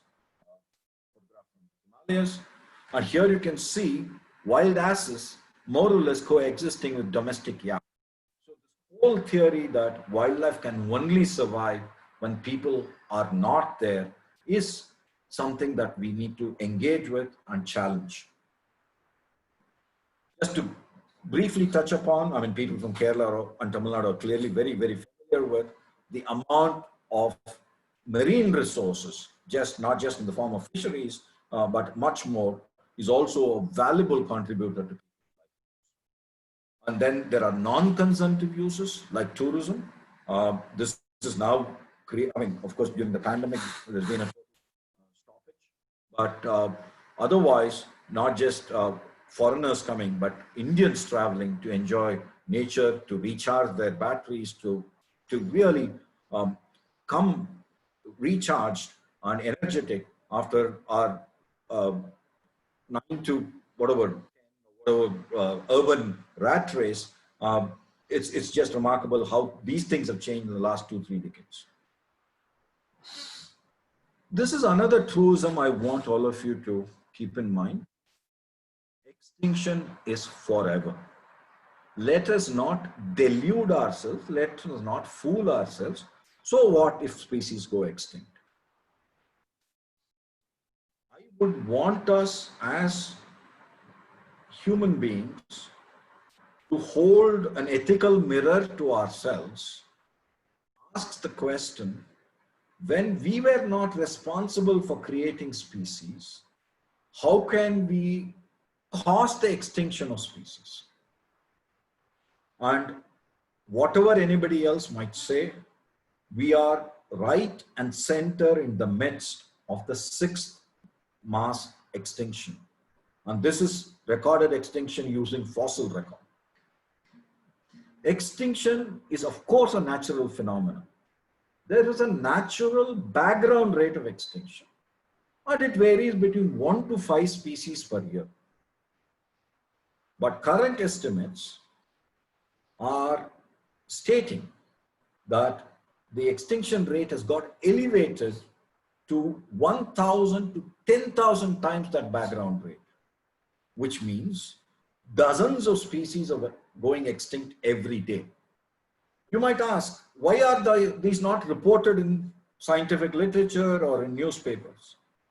One, because we have not even, from a human perspective, discovered, described, catalogued, and collected these species. There are several parts of our world where natural habitats are being destroyed or being affected, that species go extinct even before they have been formally and scientifically described. There are, of course, other species, some well-known and some not so well-known, which are clearly going extinct, and local extinctions, which means from a particular habitat or a particular country, there are hundreds of recorded extinct species. This is definitely the worst spate of species die-offs since the dinosaurs went extinct, which is a completely natural process, 65 million years ago. I mean, look at the time scale. What human beings have been able to achieve, within quotes, because it's not something we should be proud of, in the last 2 centuries hasn't happened for 65 million years. And the most recent assessment puts up to 1 million species at risk. The scale is just humongous, and we really need to take responsibility and engage with this issue. One of the ways that the government of India has proposed to engage is the setting up of a national mission on biodiversity and human well-being. It hopes to transform, it plans to transform biodiversity science right across the country, and not merely as an academic exercise, but linked to human well-being, which means economic prosperity and much more for people across the country. It clearly engages with what climate change is throwing at us. Our current agricultural models are actually killing our soils, destroying biodiversity, both wild and domesticated. So we need to relearn how to cultivate our crops. What is the nutritional impact of current models of agriculture? How can we improve that? And it is not just a vaccine that is going to solve our health problems. We really need to learn to understand what we are doing to the ecosystem and its biodiversity, that we are facing increasing epidemics. And that's also an integral part of this mission. And how can we protect, enhance, and restore ecosystem services? All of this can only be done if there are strong institutions right across the institutional landscape, both government as well as in the private sector, academic institutions, civil society organizations, and bring the best around the world to come to play on this.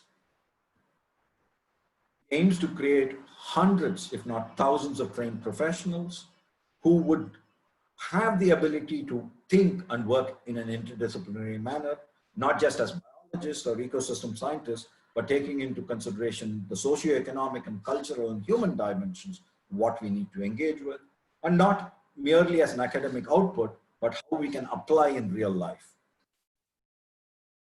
And last but not the least, and it's probably in many ways the crowning jewel of the plans, to get our youth to feel pride in India's natural heritage and natural wealth, and make them part of the whole effort at documenting, restoring, and conserving life, and provide a model not just for India as a country, but for the world. This is a complicated graphic, but this is just to tell you the kind of programs we have. There are links between biodiversity and ecosystem services, biodiversity and agriculture, biodiversity, climate change and disaster risk mitigation, biodiversity in health, which has 2 sub-programs, one looking at medicinal plants, other looking at what is called as One Health, then biodiversity and bioeconomy, and then there is the capacity development, citizens. The center touch point for all programs has this term called Nisarg Bharat, which has 3 sub-programs, one focused on exploration and discovery, which is going out in the wild to document what remains to be documented of India's natural wealth. Then there is mandated by the Biodiversity Act, something called the People's Biodiversity Register. Every panchayat has to develop that. And then the most ambitious part, which is cataloging and mapping life of India. This is a digital database, open access, so that people will have access to it, of all aspects of nature, biodiversity, and people's cultural well-being in the country. Unfortunately, this is where we are.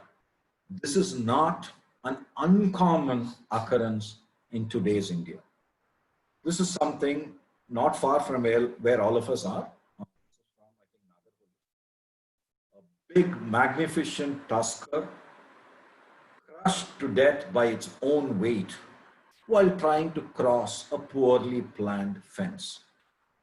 Human beings can draw lines on maps, can build fences, thinking we can control how nature functions.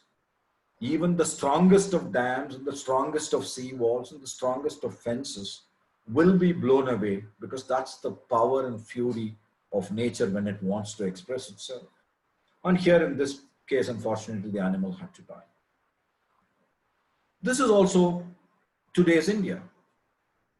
This is from Tumkur. Adult male leopard got caught up in our development, somehow got to a building, spooked by people. The only way it could find to escape was to drop down like this. This is a picture from my field days in the mid-80s in Gir.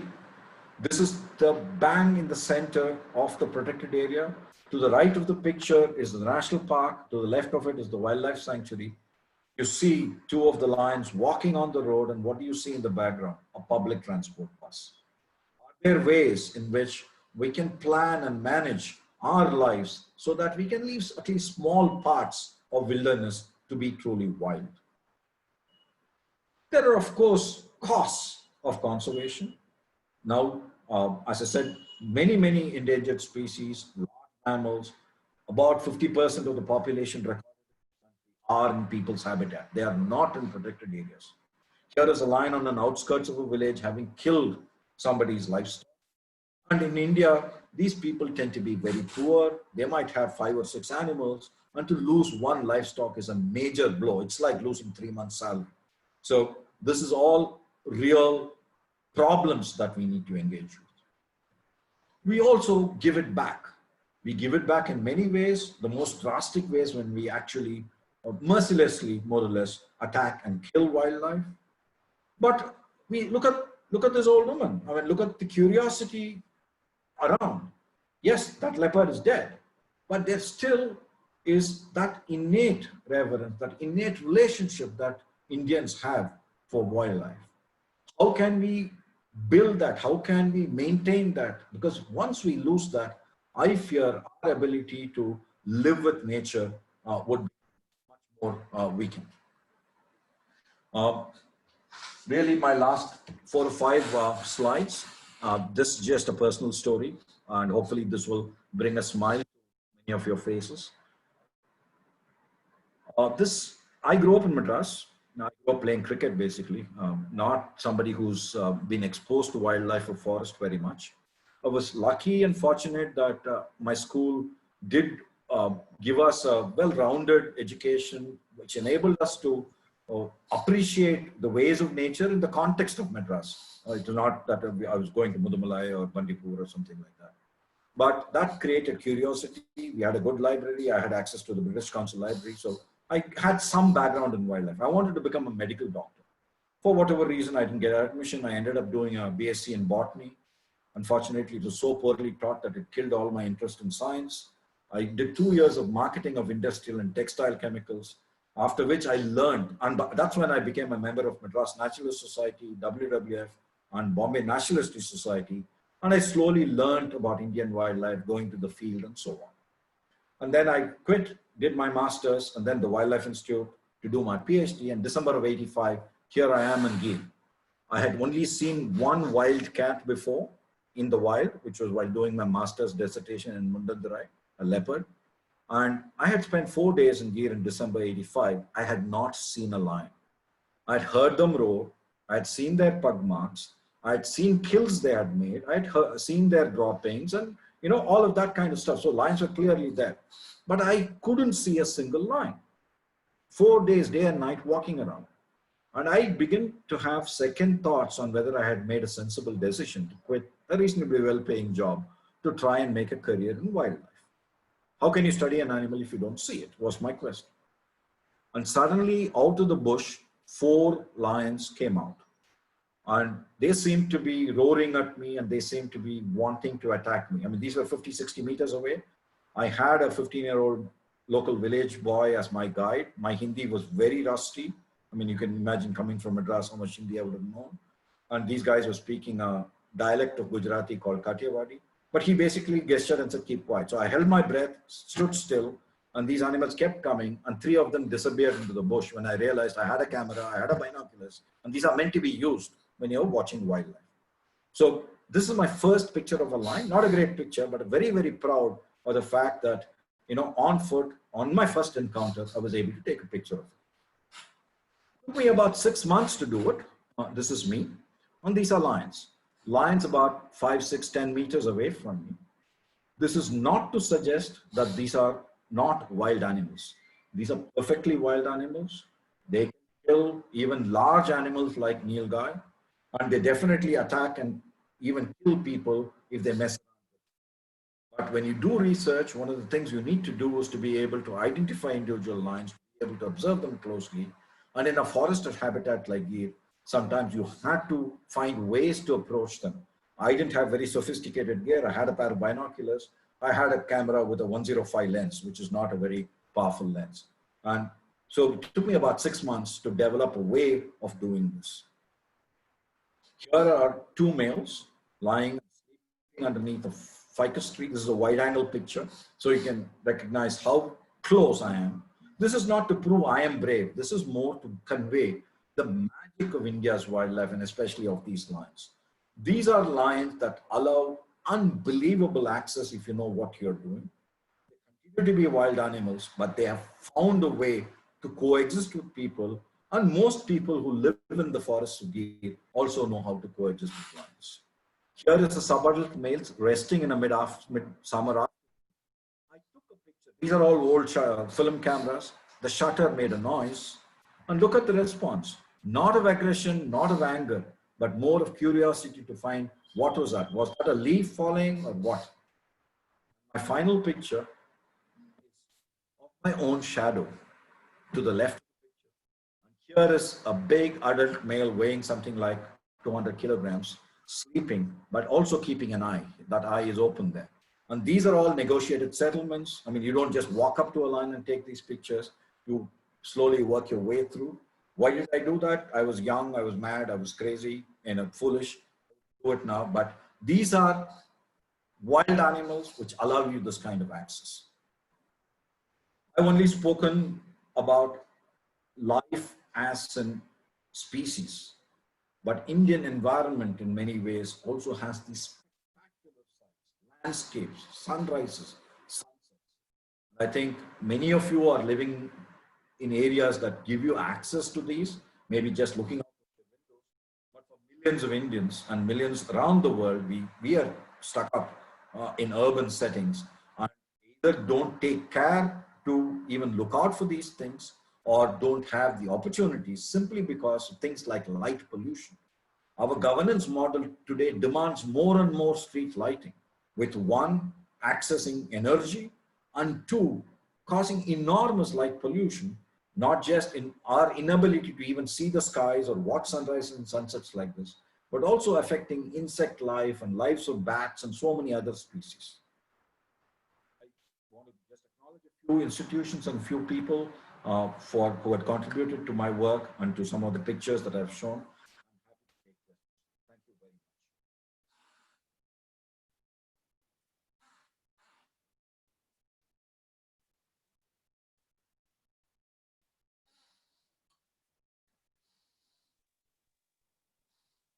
much. Thank you, sir. That speech was really elaborative and wonderful. I think all the Rotarians are delighted listening to you this evening. It is a pleasure having you with us this evening, sir.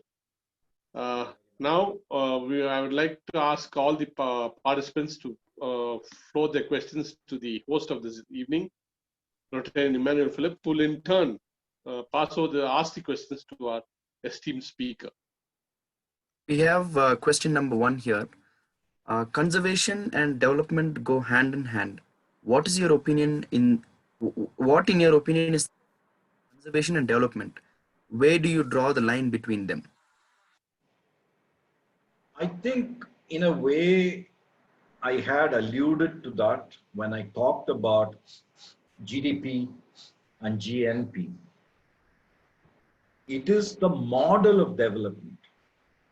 I don't question the right of each of us wanting to have a better life. But are we really having a better life? Is humanity having a better life? I don't think anybody in today's meeting goes hungry to bed. But after so many years of independence, we still have fellow citizens going hungry to bed. If 60, 70 years of independence and development hasn't allowed us to even give 3 square meals a day to our fellow citizens, shouldn't we be questioning the model of development, the fruits of development, and the models of governance that we are all part of? The other thing, I'll give you a very simple example. I grew up in Madras. My family comes from Tirunelveli. So more or less every 3-4 months school vacation, we would travel by train. In those days, there used to be third class also. And we used to travel largely by third class.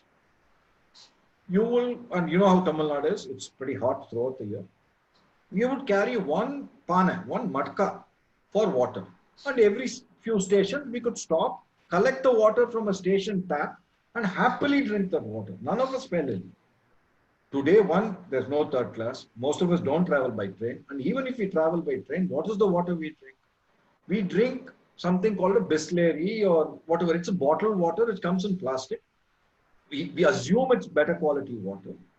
Now, is that development? I used to joke in the 80s and 90s that, my first exposure to bottled water was when television started showing Wimbledon tennis tournament, and under the player's chair, there used to be a bottle of water. I think this was around 83, 84, 85, something like that. Till then, there was no television also.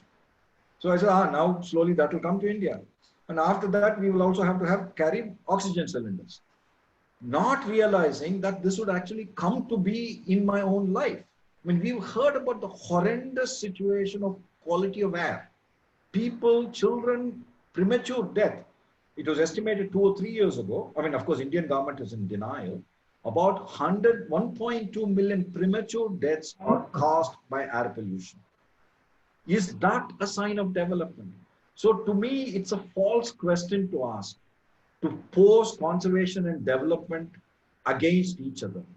Anything that destroys the environment, anything that degrades the environment, anything that degrades the quality of life of the human population at large should not be called development. The true costs of development are never accounted for.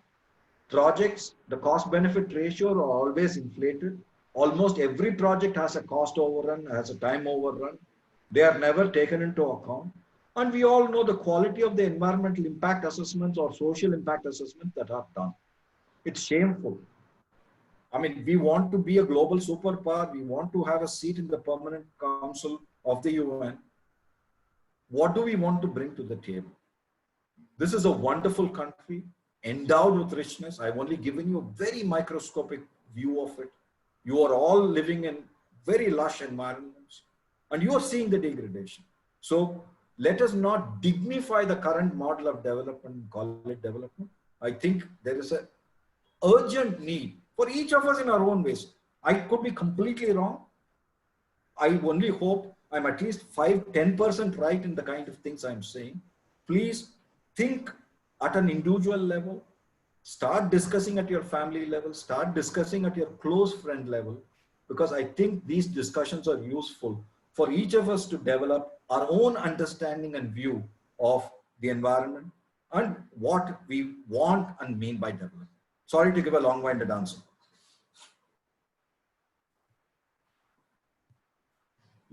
Thank you, sir. Where So, do we, sorry, one last question, sir.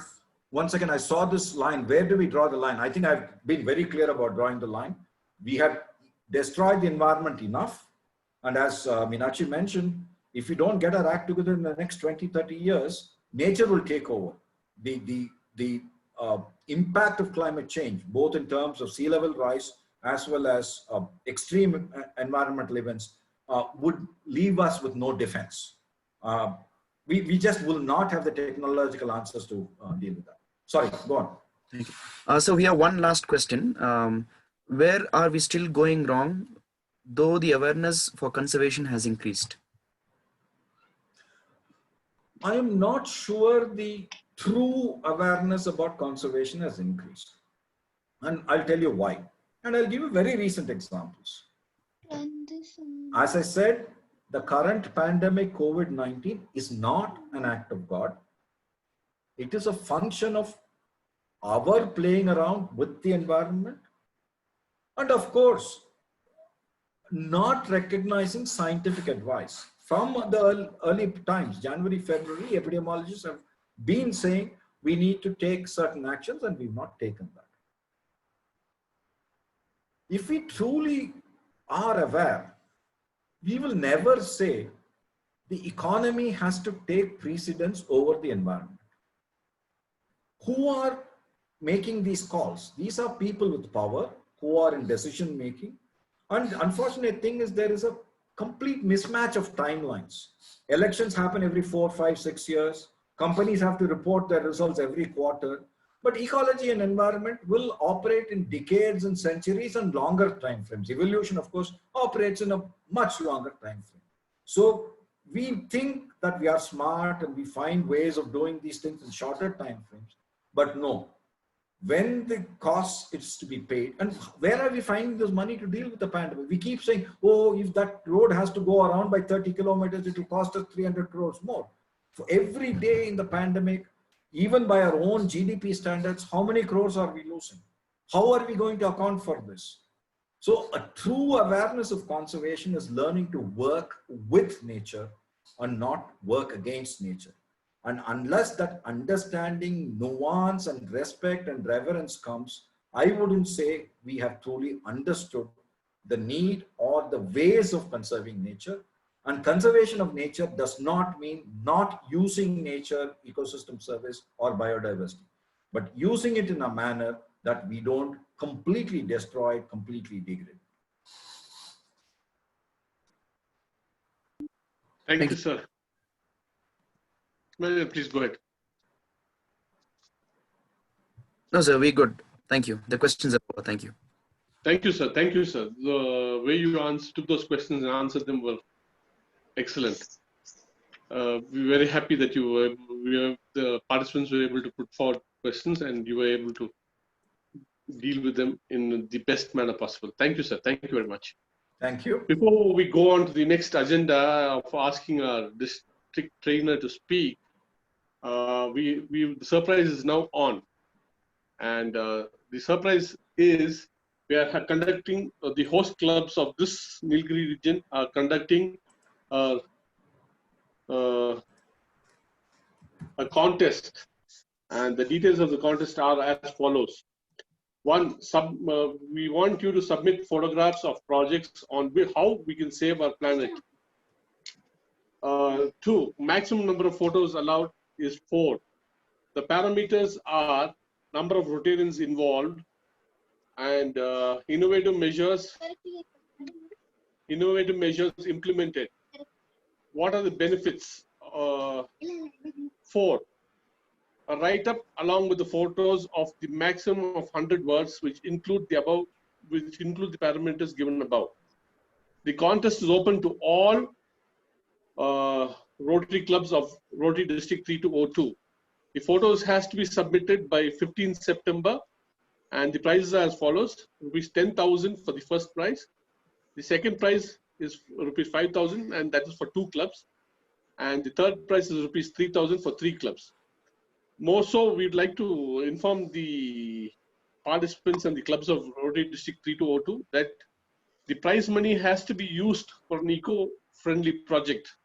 and the proof of that has to be sent to the host club. We shall intimate the email address to which you have to send your photographs and captions. And that sums up the contest. That was the surprise that we look forward to from everyone. And we want all the clubs in 3202 to submit their eco-friendly projects and eco-environment friendly projects. So please come on, and we'd love to hear more from you. We are on to the next part of our agenda. As district trainer is not available this evening, we ask our the next part of the agenda to start, please. I request.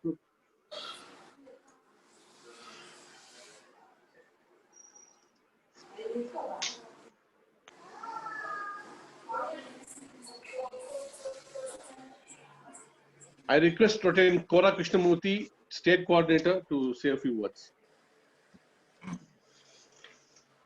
Yeah. Am I audible? On and off, Rotarian Kora Krishnamurthy. Am I audible?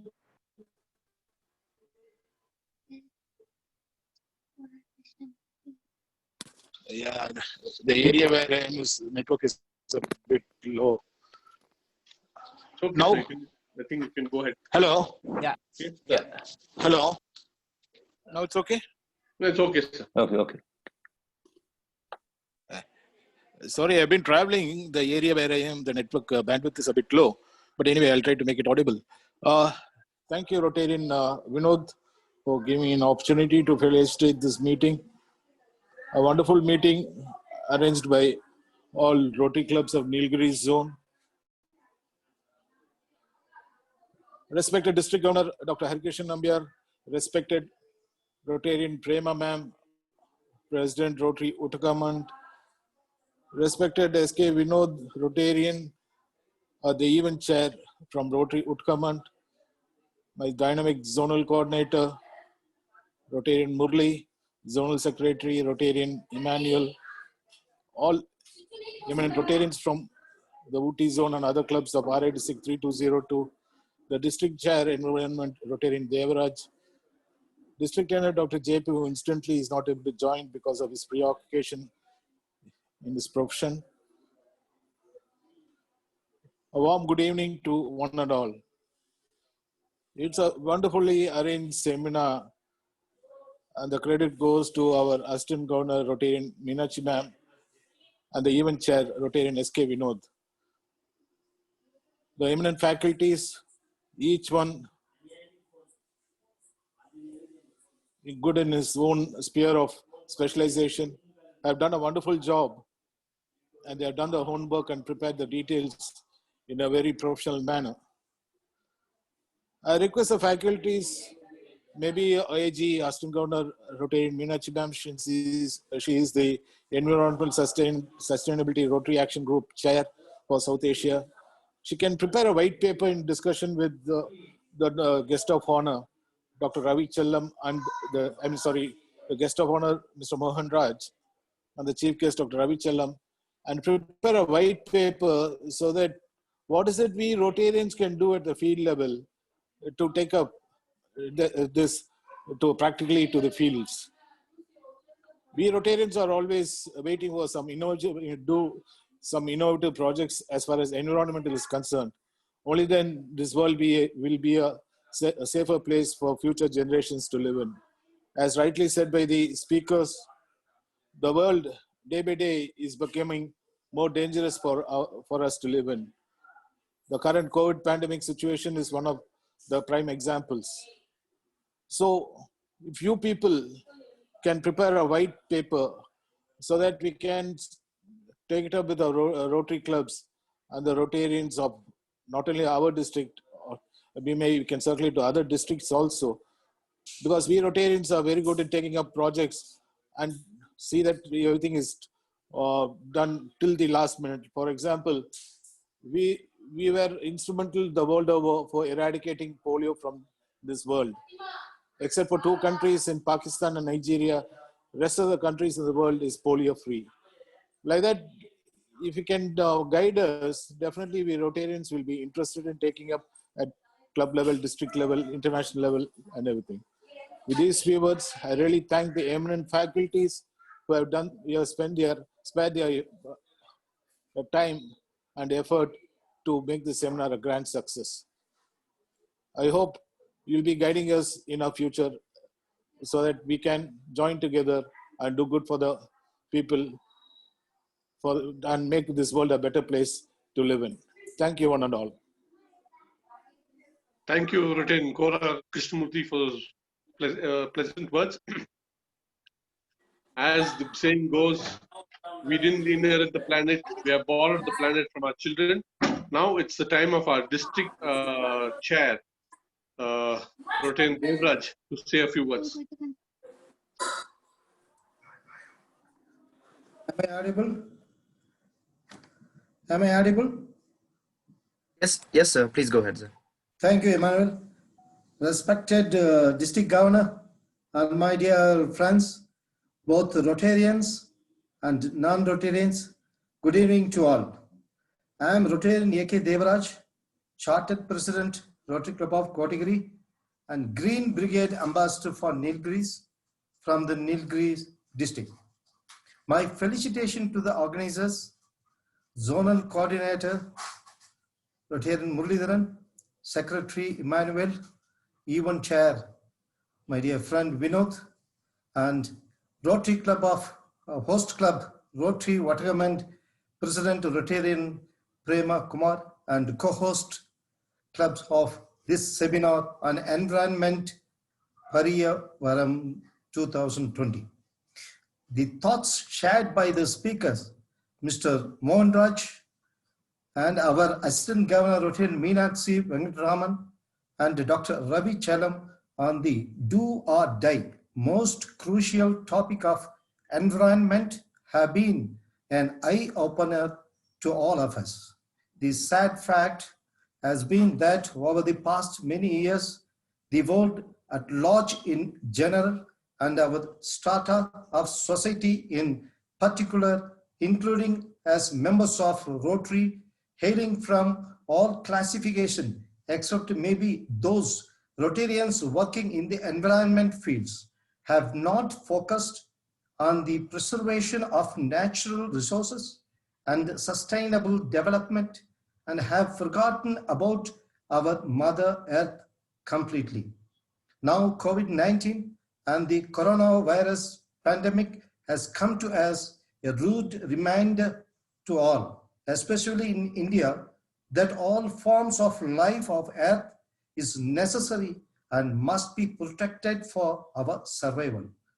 COVID-19 lockdown at all levels have struck a chord in every one of us, both consciously and in our subconscious, about how nature is so important for our day-to-day living. The tangible improvements in nature over the past 6 months of COVID-19, especially visible to us locals and the natives, our beautiful blue hills of the Nilgiris have made us believe that our earth can be saved if we put our mind to it. As district co-chair, RIEM, and as a senior Rotarian involved in our revenue district of Nilgiris for so many years in projects of environment, nature, as well as in community service project in our Rotary district, I have full confidence in Rotary and our Rotarians of District 3202 that we can rise up to the challenge facing up to stop the destruction of our planet and all God's creations by us humans. Let us all dedicate ourselves to realize this goal in Rotary year 2020-21. Thank you very much for this opportunity. Thank you. Thank you, Rtn Devraj. Yes. It was a pleasure listening to you this evening. Thank you. Now it's time to propose vote of thanks, and the pleasant task of proposing the vote of thanks goes to the host club secretary, Rotarian Solomon.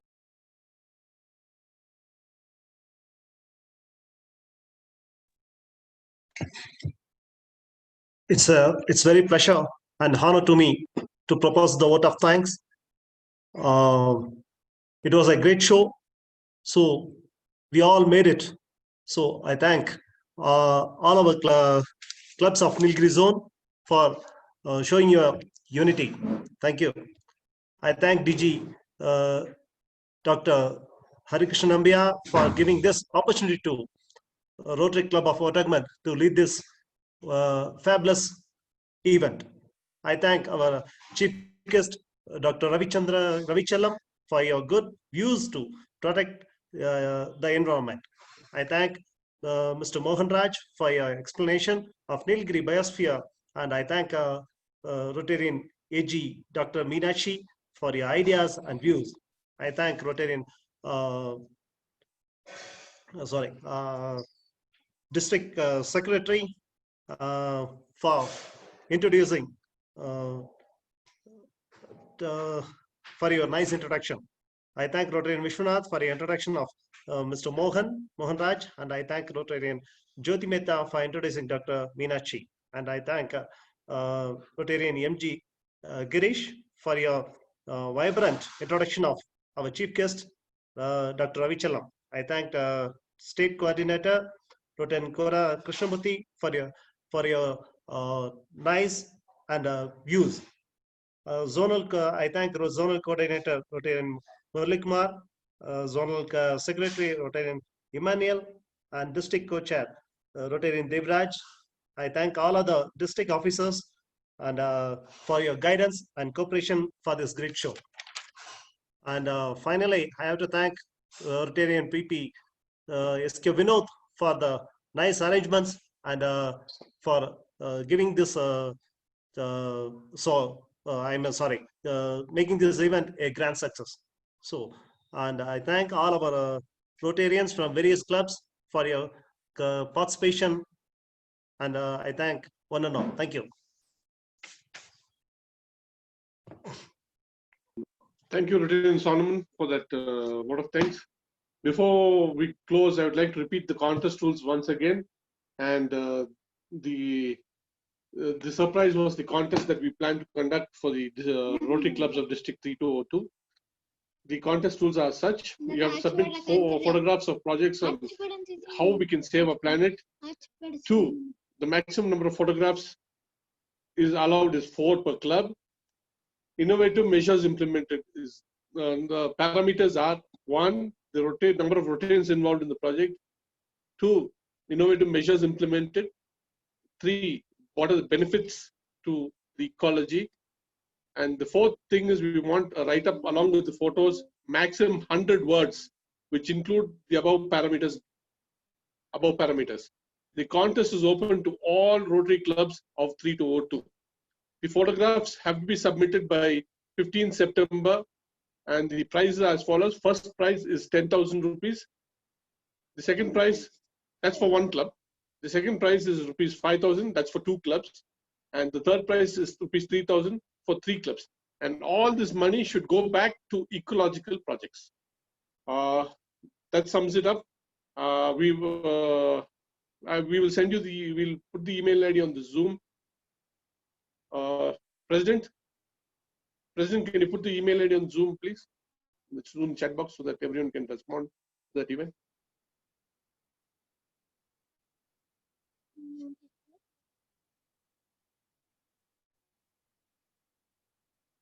President, please put the your email ID so that you can collect the responses and we can organize the contest. Thank you once again. Thank you once again.